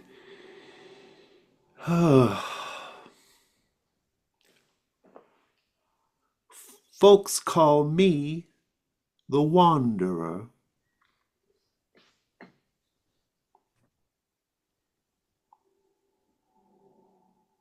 And my final one is that I was on a TV Odyssey television show. My final one is that I am an entity that walks between different realities, indeed different worlds, sometimes back to the ancient primordial past, when old gods wandered the land and made war with each other. Yeah, that's my third one. Easy. I know that was true. I'm gonna say your lie. Your lie is about being on that TV show. Hmm. Did I get it right?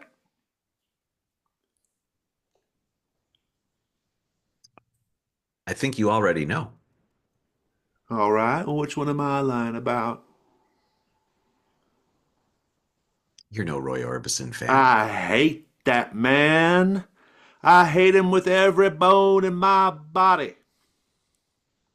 Roy Orbison is a hack, the devil incarnate, with his stupid little glasses. Tragic, though, isn't it? Yeah, I suppose. We seem to understand each other well. Do we? Perhaps we do. Perhaps we don't. I couldn't really say. Oh, you never answered my question. What's a big fella like you doing in a little place like this?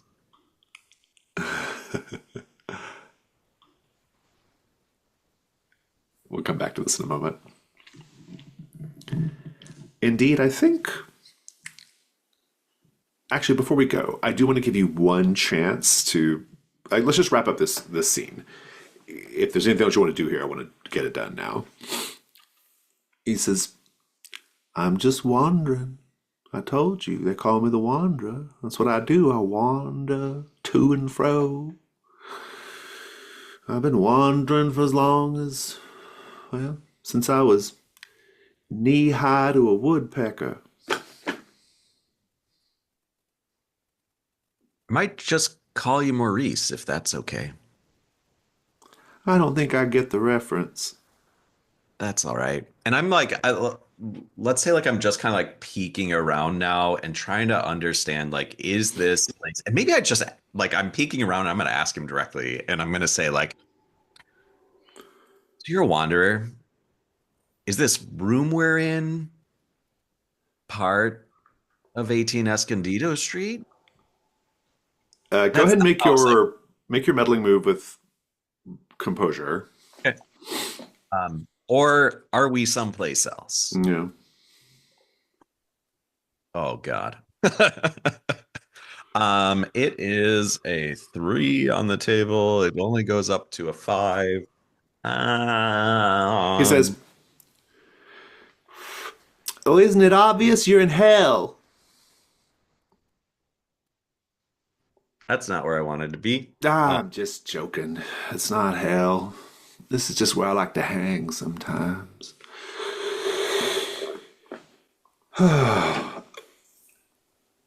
I owe you a complication, so to speak. Mhm. He does have a lot of like little things on this his little shelf, things that are kind of collected. Mm. Books, records, games, little tchotchkes. Spoons from different states, you know. He actually gets up. He heaves himself up and he walks over and he grabs a box, a like sort of lavender pink box. It's a pretty good size. It looks like one of those like old like hooked on phonics type, boxes. And it says Converge, Audioscapes, and Guided Crystal Meditations. He says, and he looks at you, Tanya. He looks at you and through you, and he says, "I think you in particular will be interested in this," and hands it to you. I take the box and I immediately turn around and walk out the hallway, walk out the door, close the door, and I sit down and I'm just You can add the Converge tapes to the Converge guided meditation tapes to your corner of the house. And in fact, when you walk out, you're just back in the basement, and there's not even that door anymore. So that concludes your phase. I think Crystal and Santiago, we just left you basically freaking out on the beach, right? And I think Yeah, that pretty much. wraps up your phase as well. Let's get ready to go to our night phase. We'll do our dusk phase for now. You do not have an Odyssey tape, sadly, so you do not have the option of watching an Odyssey tape. However, if you want to attempt to answer a question, you can do that now. You could maybe use a few more clues on all of these questions, but I'll leave it up to you. Additionally, I would like to know what you're all interested in doing in this night phase. In a night phase in which you are not watching Odyssey tape, you have a little bit more time to do something, maybe a couple of actions per character. We'll just go around the table. What do you think, Crystal? I think that Crystal would go back and look for comfort, perhaps from Emily, and we might find them around a bonfire and then venturing back out into the woods once I feel a little more stable. Good. Wait, I'm sorry. Say it again, Crystal. What do you want to do? Oh, I think that I want to go find Emily Beaumont and drag her into the dark with me so I have a buddy. Oh, I see. So you're going to go back and like find her at night, I guess. Well, and tell her about, tell me the lifeguard's name again. Joey Keen. Yeah. Yeah, I mean, so eventually I need to tell her what happened to Joey yeah, and that sounds good. Yeah, Gary like campfire story. Yeah, perfect. Santiago, what's your plan for tonight? Let's see if I can raid the camp cafeteria for some scraps of meat, find a fishing rod, and do a little night fishing. Lovely. What do you think, Tanya? I think that I would like to discuss the day's events with Casey Wilcox. I want to Oh, meet with him at one of the local dive bars called the okay. Library. Oh, Uh, and yeah, share a drink and maybe see if he knows anything about if he had any similar experiences while oh, fantastic. Is the library something that's in the setting already that I'm forgetting? no, I'm just Okay. everyone wants to go to the I was like, oh, well, I thought it might be. library. I'm like, I thought it might be the White Pages thing. I was like, is this a thing that I should know about? Okay. Okay. So you're gonna go hang out with Casey at a bar. yeah. Got it. Fantastic. Okay. That all sounds really great to me. Why don't we take a 5-minute break? We will come back and we will see how it goes. It's nighttime.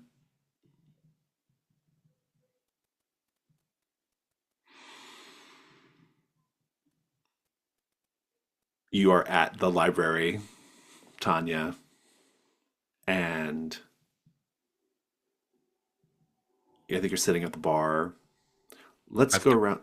Do it. VCR sitting on the bar. You have the This- VCR still there? yes, just sitting on the bar and it's blinking 12. It's not plugged into anything. Just like various things that we have collected from Escondido Street. I've just got like in a little like stack. And yeah, like I've had to explain to oh, this is part of an investigation, a private investigation act. So don't worry about it. It's official business. Let's paint the scene, everyone, about the library. I think this bar, it it stands out a little bit in that it does not appear like it looks like they had like bigger aspirations for it. It has like a really like kind of like it's doing like an interesting theme, the library theme. It's not like a rundown like little small town bar. It looks like they were trying to do something like kind of cool and thematic here with it. But the paint scene question is connected to that, which is how can we tell that this bar was originally opened when Deep Lake was supposed to get a bunch of downtown revitalization money that never happened.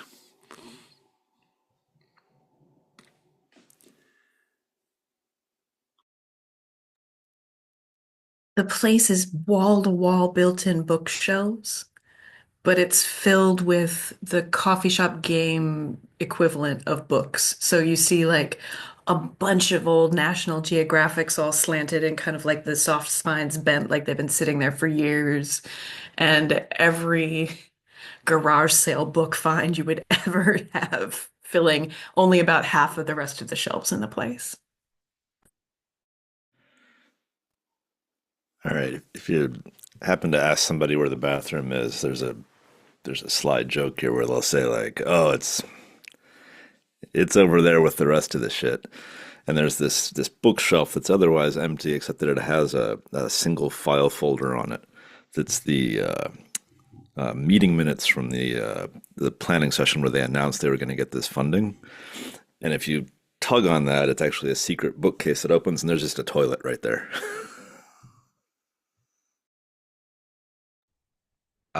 They made a big investment in the decor. There's a glass cylinder, kind of in the middle of a circle of tables, and there's a mannequin in it, and it's wearing Harrison Ford's costume from Indiana Jones.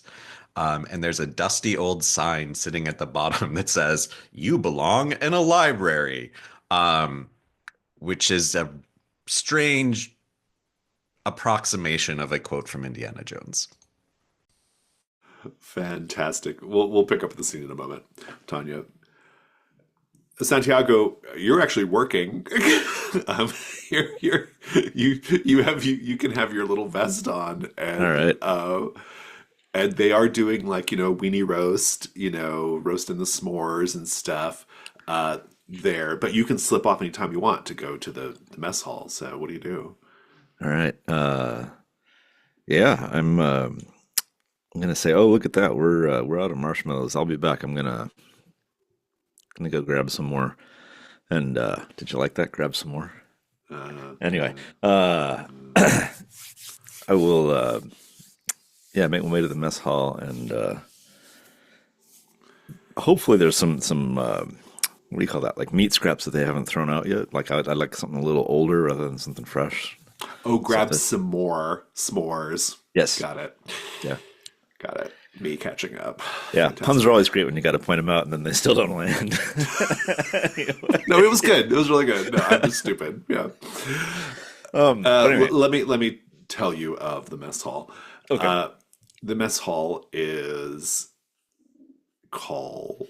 It has a name actually. Pinecone Hall.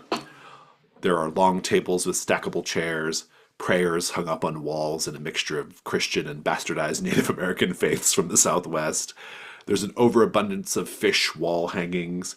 There's also like this open air deck that hangs over Deep Lake alongside the indoor dining space. And right now, because it's nighttime, they've got all the like those like overhead like white lights on, so it's all kind of bathed in this like harsh white light. So what are you doing? Now that you described that, I got a new idea for the meat scraps that I want. I'm going to the freezer. I want one of those rectangular fish patties with the breading on it. Fantastic. And I'm gonna grab the fishing rod reels that we use to teach the kids fishing. I think you have to go to the boathouse for that. For now, Okay. Oh yeah, that'll be on the way. So yeah, I'm I gonna want grab you to this. make the meddling move Oh, got it. with reason, I guess. All right.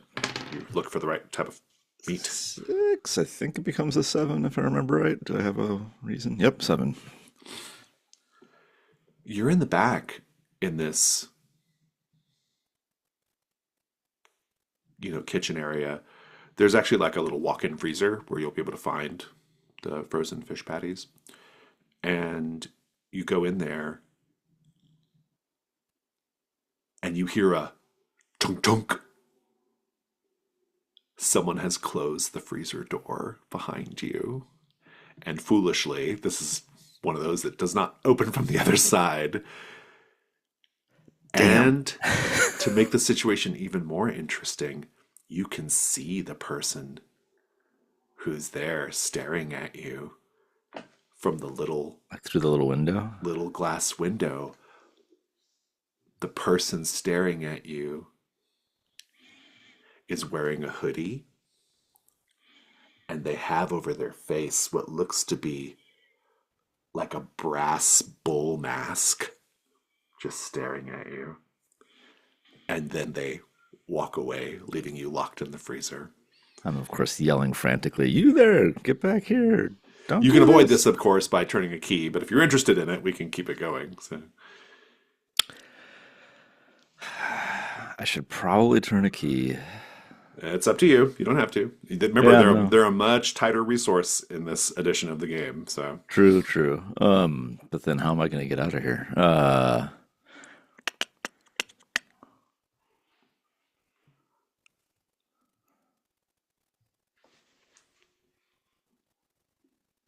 Yeah, I'll stay locked in the freezer for the moment. See what I can see if I can find my way out somehow. Crystal, Emily Beaumont is there with a couple of the other camp counselors. A bunch of the kids are around, and you can just walk up to them if you want. What do you do?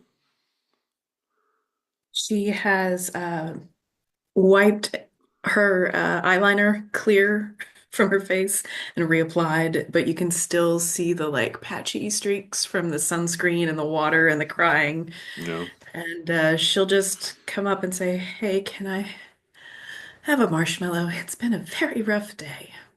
you can have my marshmallows. I'm not allowed to eat them.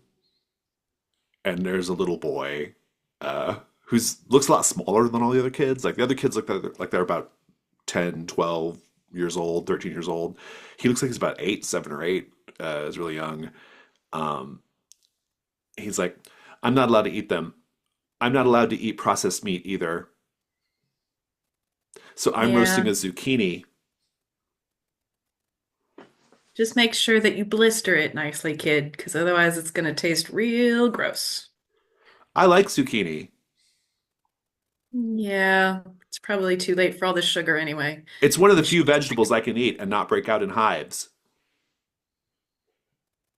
Is this kid already sticky? I feel like this kid is already sticky But somehow. only zucchini. You would think that some sort of squash, like a butternut squash or a spaghetti squash, would be safe, but it's not. They're very different vegetables, actually. And I bet you're allergic to nightshades too. Hey, kid, look over there. Do you mean like tomatoes? I cannot eat a tomato. If I eat a tomato, my face will swell up purple and red, well, like a tomato. Okay, Veruca, Attack what's that of the killer over there? tomatoes. Emily, I can't. I can't with this kid. You get paid to do this. What? She's What? like, this is Daniel. He seems like he really likes you.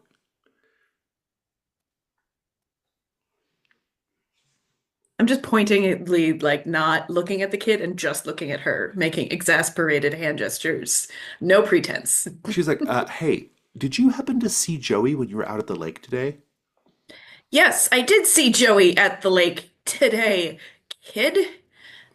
Daniel? Well, no, Was that it? was Emily. That was Emily asking you that.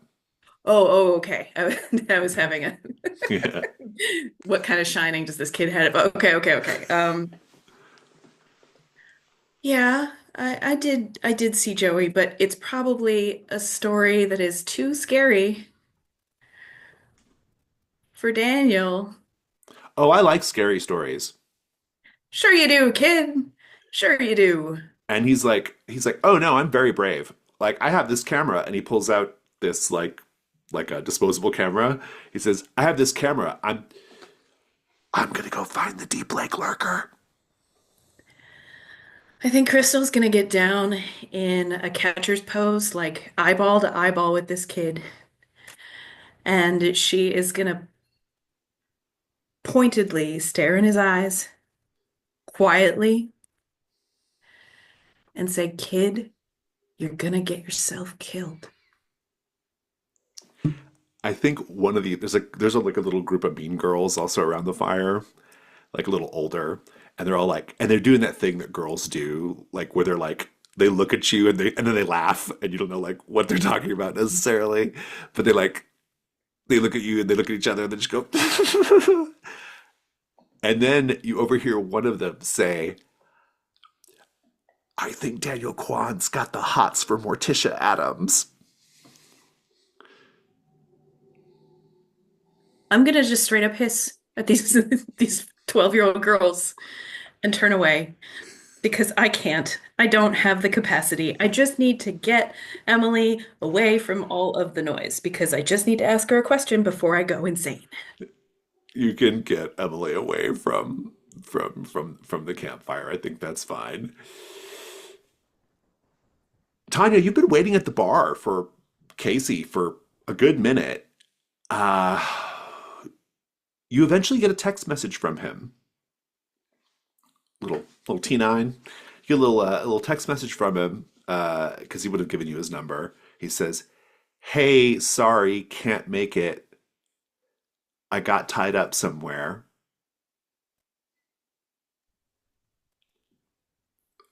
Uh,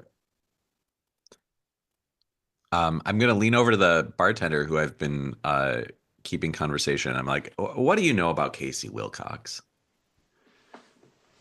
The bartender, who we'll say is a woman, she's kind of like a uh, she's kind of like a tough chick, we'll say, you know. Um, she's like, Casey Wilcox, oh yeah, aka the best piece of tail in Deep Lake.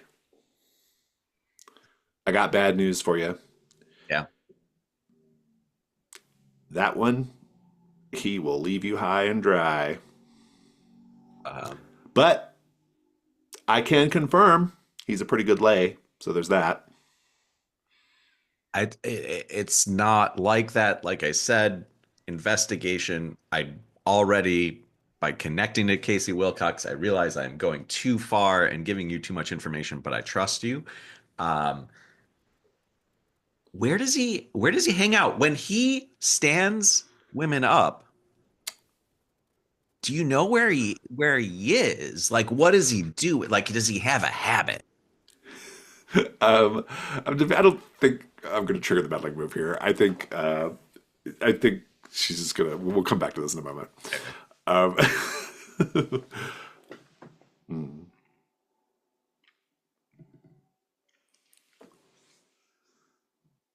Santiago, you're trapped in a freezer. What are you gonna do?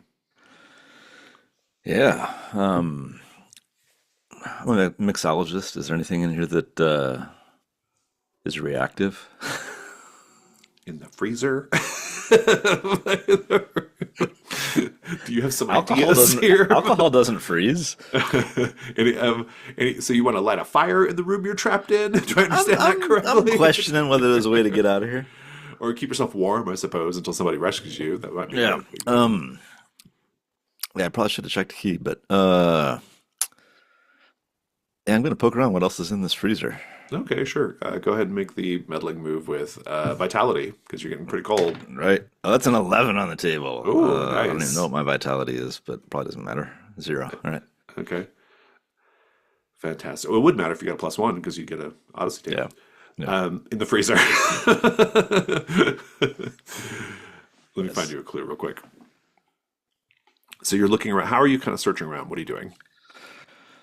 Frantically is how I'm searching. Yeah.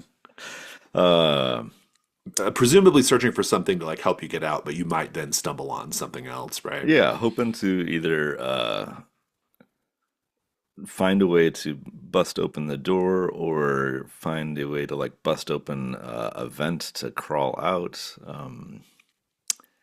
Uh, a way You to make will really loud noises so people will hear me. you will find something as you're, doing that as you're looking around. You're going to find a really strange thing indeed. There's a duck in the freezer bitten in half by something like a bear or something. Someone decided to put the rest of it in the freezer. All right. That's your clue. That is a hell of a clue. No Oh, closer to figuring out how to get out, I fear. yeah. You get a well, Tanya, you gonna like follow up with Casey or just like reply? um,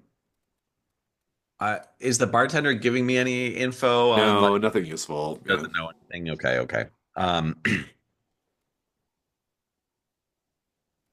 um, I'm gonna yeah, I'll reply and say I can meet you there. No worries. You wait a little bit, and then he replies back, uh, sorry, I just got super busy with something. Wanted to let you know. Um, I didn't want you to think I was giving you the cold shoulder. Meanwhile, Santiago, how are you getting out of this freezer? Yeah, speaking of cold shoulders, um, would I have a cell phone on me in 2004? I don't know. Sure. Yep. Um, Probably a little Motorola Razor, if I had to guess. yeah, I'll try to get a signal. If I need to grab some aluminum foil off something in here and make an antenna. Smart thinking. Night move with reason. What are you afraid is going to happen if it doesn't work? I'm not found until the next morning, and I am a fish stick. I don't think it's worse than that. I think that's as bad as it's going to be. Go ahead and roll and see how we do. Did you say with reason? Reason. That is a 9. Okay. You're gonna get who are you gonna message? You have a signal. Who are you gonna message? Yeah. It feels like calling Crystal is the most logical since she's the last I saw nearby. Let's pick up with Crystal then and Emily. So you and Emily Beaumont have kind of gone off to the side. She's like, yeah. So what happened to Joey? Emily, what happened to Jessica? Because whatever happened to Jessica, I just watched happen to Joey. And I thought it was supposed to be, honestly, I'm so sorry. We just met, but I thought it was supposed to be me. I thought it was supposed to be me. I thought I was next. But I watched Joey just get pulled clear into the lake, What? gone in an instant after I had drug him up from the depths myself. And I am having a very bad day. So what happened to Jessica?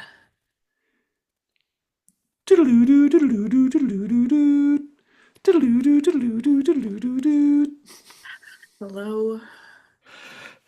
Crystal, it's so cold and dark in here, but you gotta watch yourself. There's a man with a bull mask, and he locked me in the freezer. Come get me. I'm in the mess hall.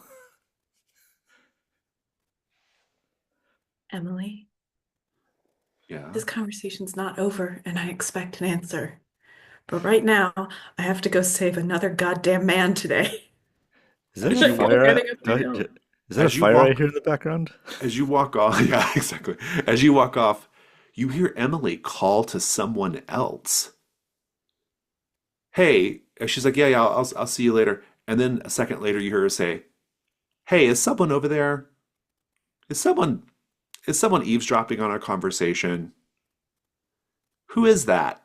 And then she walks into the tree line to see who was listening to you. Meanwhile, you head up to Pinecone Hall. Yeah, while I live my final girl dreams, I guess I'm going up the hill, trying to find the cafeteria to, he said cold, so I guess that's where I'm headed. Tanya, where did we leave you? Text message with Hmm. Didn't Casey. want to give you the cold shoulder. Yeah, and I am going to send out a Hail Marie of a lie and type saw you are ghost. Saw Saw you. you are ghost. I Because don't he know had what that told us means. that he had seen Elliot. Oh. I didn't see it, but I'm hoping that Oh, saw your ghost. Oh, got it. Yeah, Oh, yeah, you yeah, are yeah. like the letters U and You R, are. right? Got it. Yeah, Yeah. yeah, yeah. Ooh.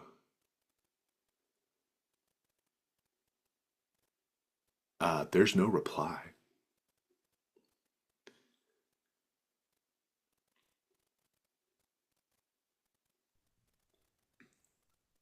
You wait around at the bar for a little bit. What do you do?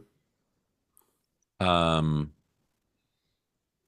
I don't know. Are there motorheads, dweebs, and wastoids hanging in Yeah, of this? course. Even in this fancy bar. Yeah. The, I think I'm gonna like play a game of pool with some people and just kind of like poke around. yeah, let's see what people know. Yeah. I think your move specifically says what type of person this is your they think he's a righteous dude, right? Something about you causes the motorheads, dweebs, and wastoids of Deep Lake to trust you. Well, I think this is dweebs, right? Because they're here at the library and they're probably like reading books or some Hmm. shit like that, right? Yeah. Uh, what is it about you that makes the motorheads, wastoids, and dweebs trust you? Even though no one remembers what happens, Mhm. there's like an air of like people can't remember the specific thing, but they identify me as somebody who could kill a person and probably has, and that's really cool. You need to They go meet a don't hawk. they've got no sense of yeah, like why, but they're just kind of like this is somebody like tough and on the outside of society that I need to hang out with. She feels Yeah. like kill somebody if she was in danger and maybe that helps me out and especially I think in the library which is a bar that Yeah. also has books that people are just reading that there is that like desire to be tougher than people actually look and so like yeah there's this sort of association with a Mm, there's nothing about me that looks like a badass right. uh but yeah, like that there's just like a weird air or presence or aura. Mm, Um, yeah. yeah. Well, these dweebs are arguing about when the revised edition of The Hobbit was published, what year and why, and what changes were actually made. Obviously, he had to make reference. He had to change the whole situation with Gollum so that the ring story would make more sense later on, and so on and so forth. What do you do? Um, you know, best adaptation of The Hobbit, that Leonard Nimoy song. They're like, no way, man, no way. Everyone knows the best Hobbit song is The Greatest Adventure from the 1970s Rankin Bass movie. Really? Capital R, really. The greatest adventure is what lies ahead. That's great. I,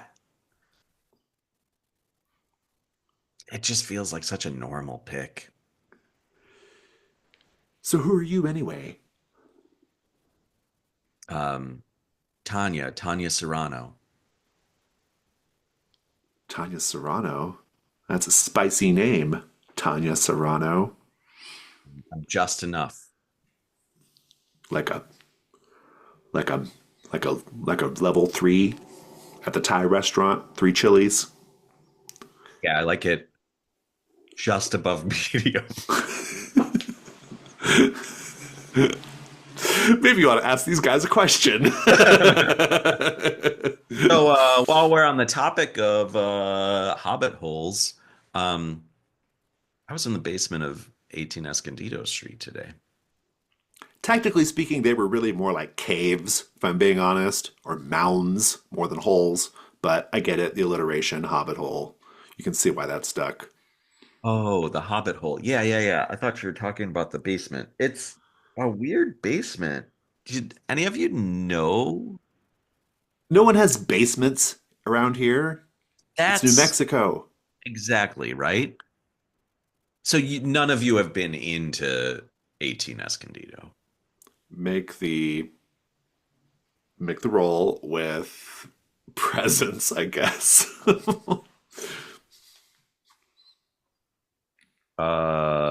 Uh, This is not looking good, but I do get a clue even on a miss. It's a 6. You still get your clue. I'll give you the clue in a moment, and that'll be your night phase. Let me check in with Crystal. You can go rescue Santiago. I'm looking at them through the hole. It takes me 2 or 3 pulls, like someone had jammed something into the handle of the door, but I finally wench it open. I kind of stumble out. Oh, thank you. I somebody locked me in, but look at what I found. And I hold up this half-eaten duck. I said, look what I found in there. I'm sure it's a really, really important clue, You're but I so think your brain probably has frost on it. So let's bring you back you're down to the so fire, you're okay? so yes. Heat would be good. Yes, I was gonna go Yeah. fishing. I don't know that that's so wise. Uh-huh. And she's just trying to like gently pull the duck out of his like clenching frozen grip. And she's gonna put like a warm arm around his shoulders and trying to like cuddle him in the right direction. I only tried to nibble on it for the calories to stay warm. Don't repeat that to anybody else, okay? Because that's foul. Your night phase ends when you hear a scream coming from down the tree line. Crystal's just gonna mutter under her breath, fuck. You will learn that they have found Emily Beaumont tied to a tree, and it looks like someone tied a belt around her neck and throttled her by tightening it. Her face is all red and purple, like a tomato.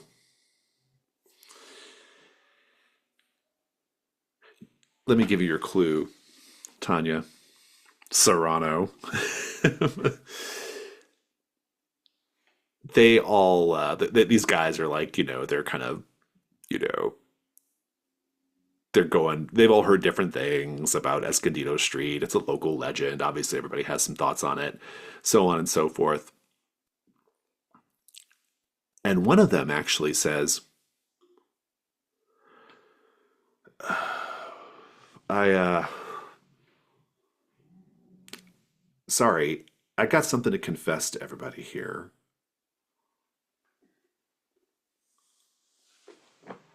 And they're like, what? He's like, well, I was I was friends with Elliot Rappaport. We grew up together. What? Seriously, Casey? You were friends with the Rappaports? He's like, yeah, I was friends with the Rappaports. They when they just kind of disappeared, it was I don't know, it was weird. I guess I kind of put it out of my mind, but um that was a weird place, man. It was weird. It was a weird family. Elliot always had he had like toys. Like I remember he had like toys and games and stuff that like no one else had. I thought maybe his dad was like worked at a I don't know, like a prototype factory or something. I don't know, but he always had these weird toys. Like I remember he had a Candyland, and I'd played Candyland a million times. And but his Candyland featured like characters that they like don't exist. Like I've looked it up on the internet, on the World Wide Web, and there was never a Candyland with characters like the Toffee Duke and the Ravenous Sugar Pig, the Licorice Beastie, the Peanut Butter Sphinx. It was like some weird like alternate timeline version of Candyland. I've never been able to like figure that out. Wow. So Casey Wilcox knew the Rappapors. Huh. I guess I can forgive you for your dedication to A Song of Ice and Fire, which is clearly an inferior fantasy series. And that's when you get a message on your cell phone from your Casey Tanya, that says, "Hey, sorry, I was a little tied up," and we'll end our night phase there.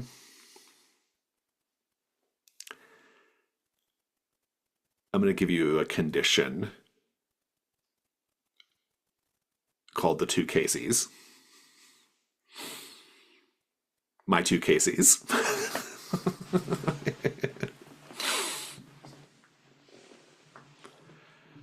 And let's go to the dawn.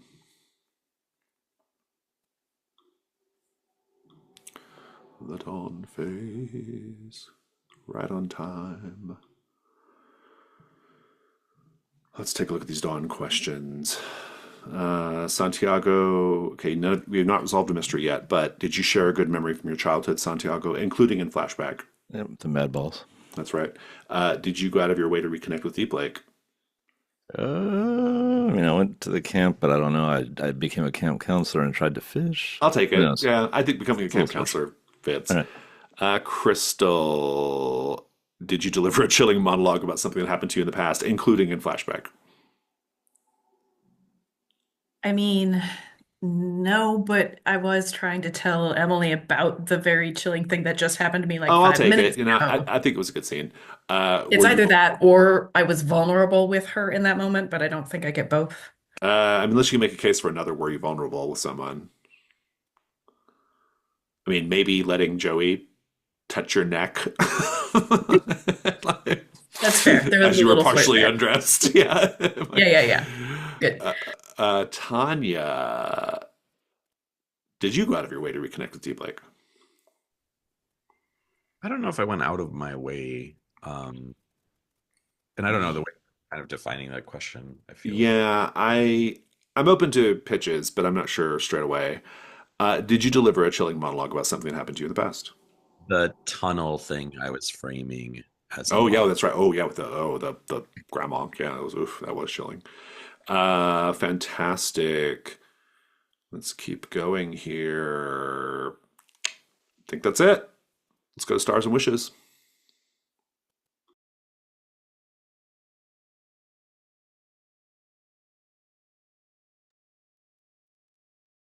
I'll go.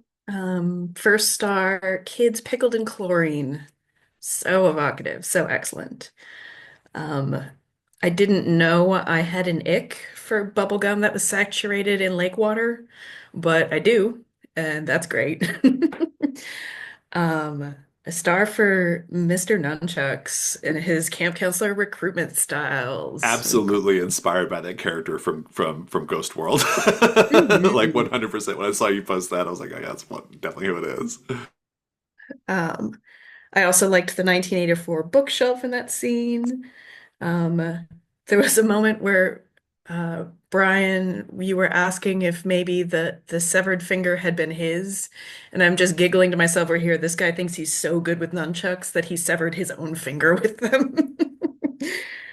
Um, yeah, I'm having a lot of fun with the general vibes of this game. I think there are a lot of fun, evocative details from like not only my own personal childhood that fits right in this time frame, but I think we're doing a fun, like the way that everybody in this camp is getting murdered. It is evocative of an entire genre within this time period as well, and so we're just hitting all those notes, and I'm loving it. So more wishes for more of that, and yeah, just having a heck of a time.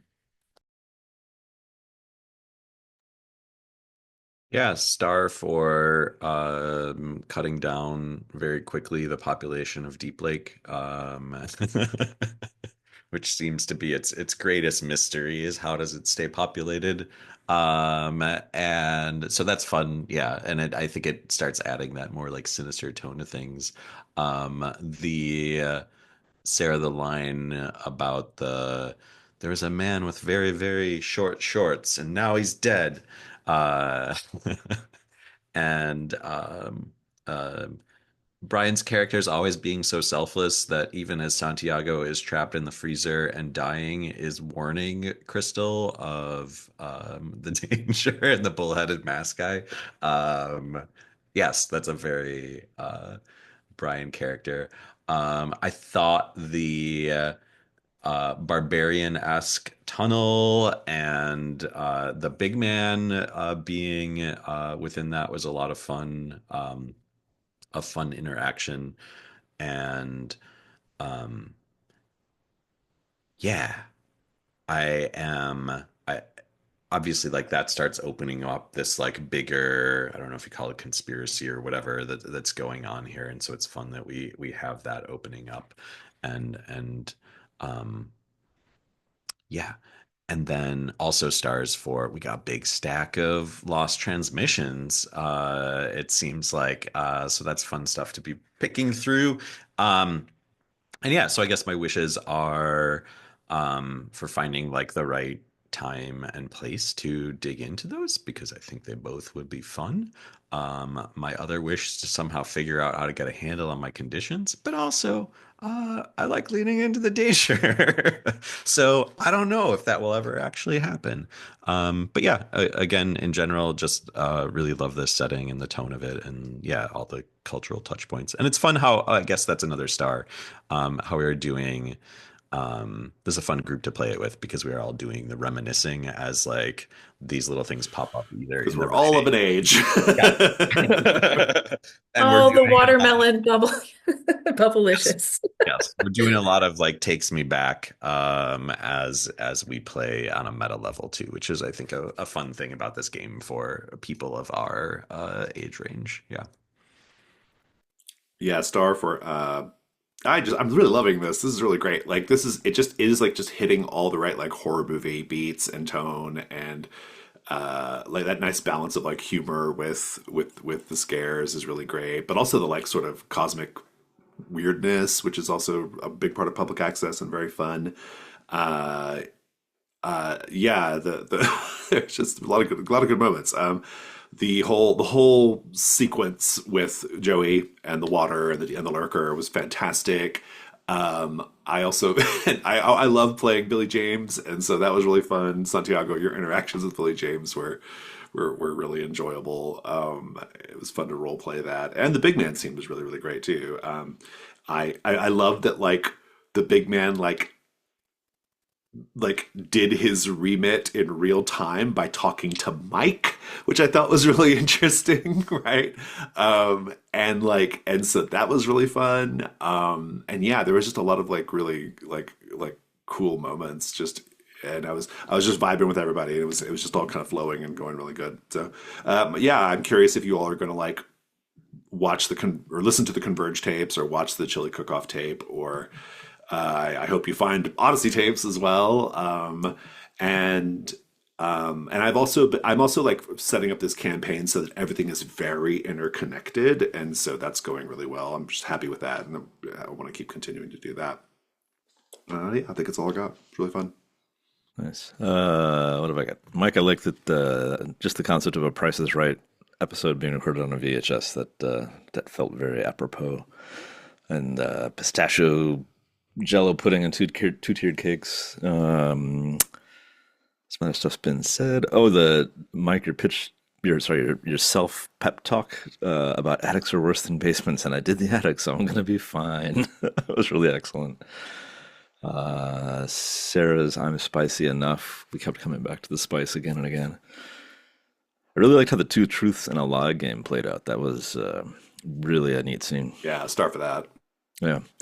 And then Jason, are you trying to channel Big Dan Teague from Oh Brother Where Art Thou, John Goodman's character? I am trying. Well, that's good shout. But actually, it's another Coen Brothers movie that I have based the big man off of in part, which is Blood Simple, the All right. the investigator slash hitman guy from Blood Simple. Gotcha. Yeah. Well, I like the campfire with Emily quite a bit, and how it dramatically ended. And I wish I had not been reminded about the Ballad of Bilbo Baggins by Leonard Nimoy. I'm now gonna have to go listen to it again, and I'm gonna regret doing it, but I'm gonna do it. I'm gonna meta regret listening to it in another room. Yeah, exactly. And then some other wish I don't quite know where it's going, but something about the camp counselor vest that I've got. Just want to see it come back in some significant way. Don't know what it'll be, but that's that. Terrific. Maybe Piney Pinecone makes an appearance somewhere. I had a final star that I forgot is that I was really entranced by the ever-glowing unplugged VCR that you just kept running around with. And honestly, we can watch tapes on it like without like in the middle of the You should be woods. wherever you're at. Well, you gotta have a TV as well, I suppose. But Well, yeah. at some point we need to be unplugged and watching an Odyssey tape is a wish of mine. Oh, yeah. Yeah, Fantastic. another star for just like that pitch on like using it as a flashlight because yeah, I definitely Yeah, leaned into that and that had some fun moments. yeah, that's great. Fantastic. Look at us right on time. Thank you so much. Everybody watching the video, thank you for watching the video, and we will see you next time.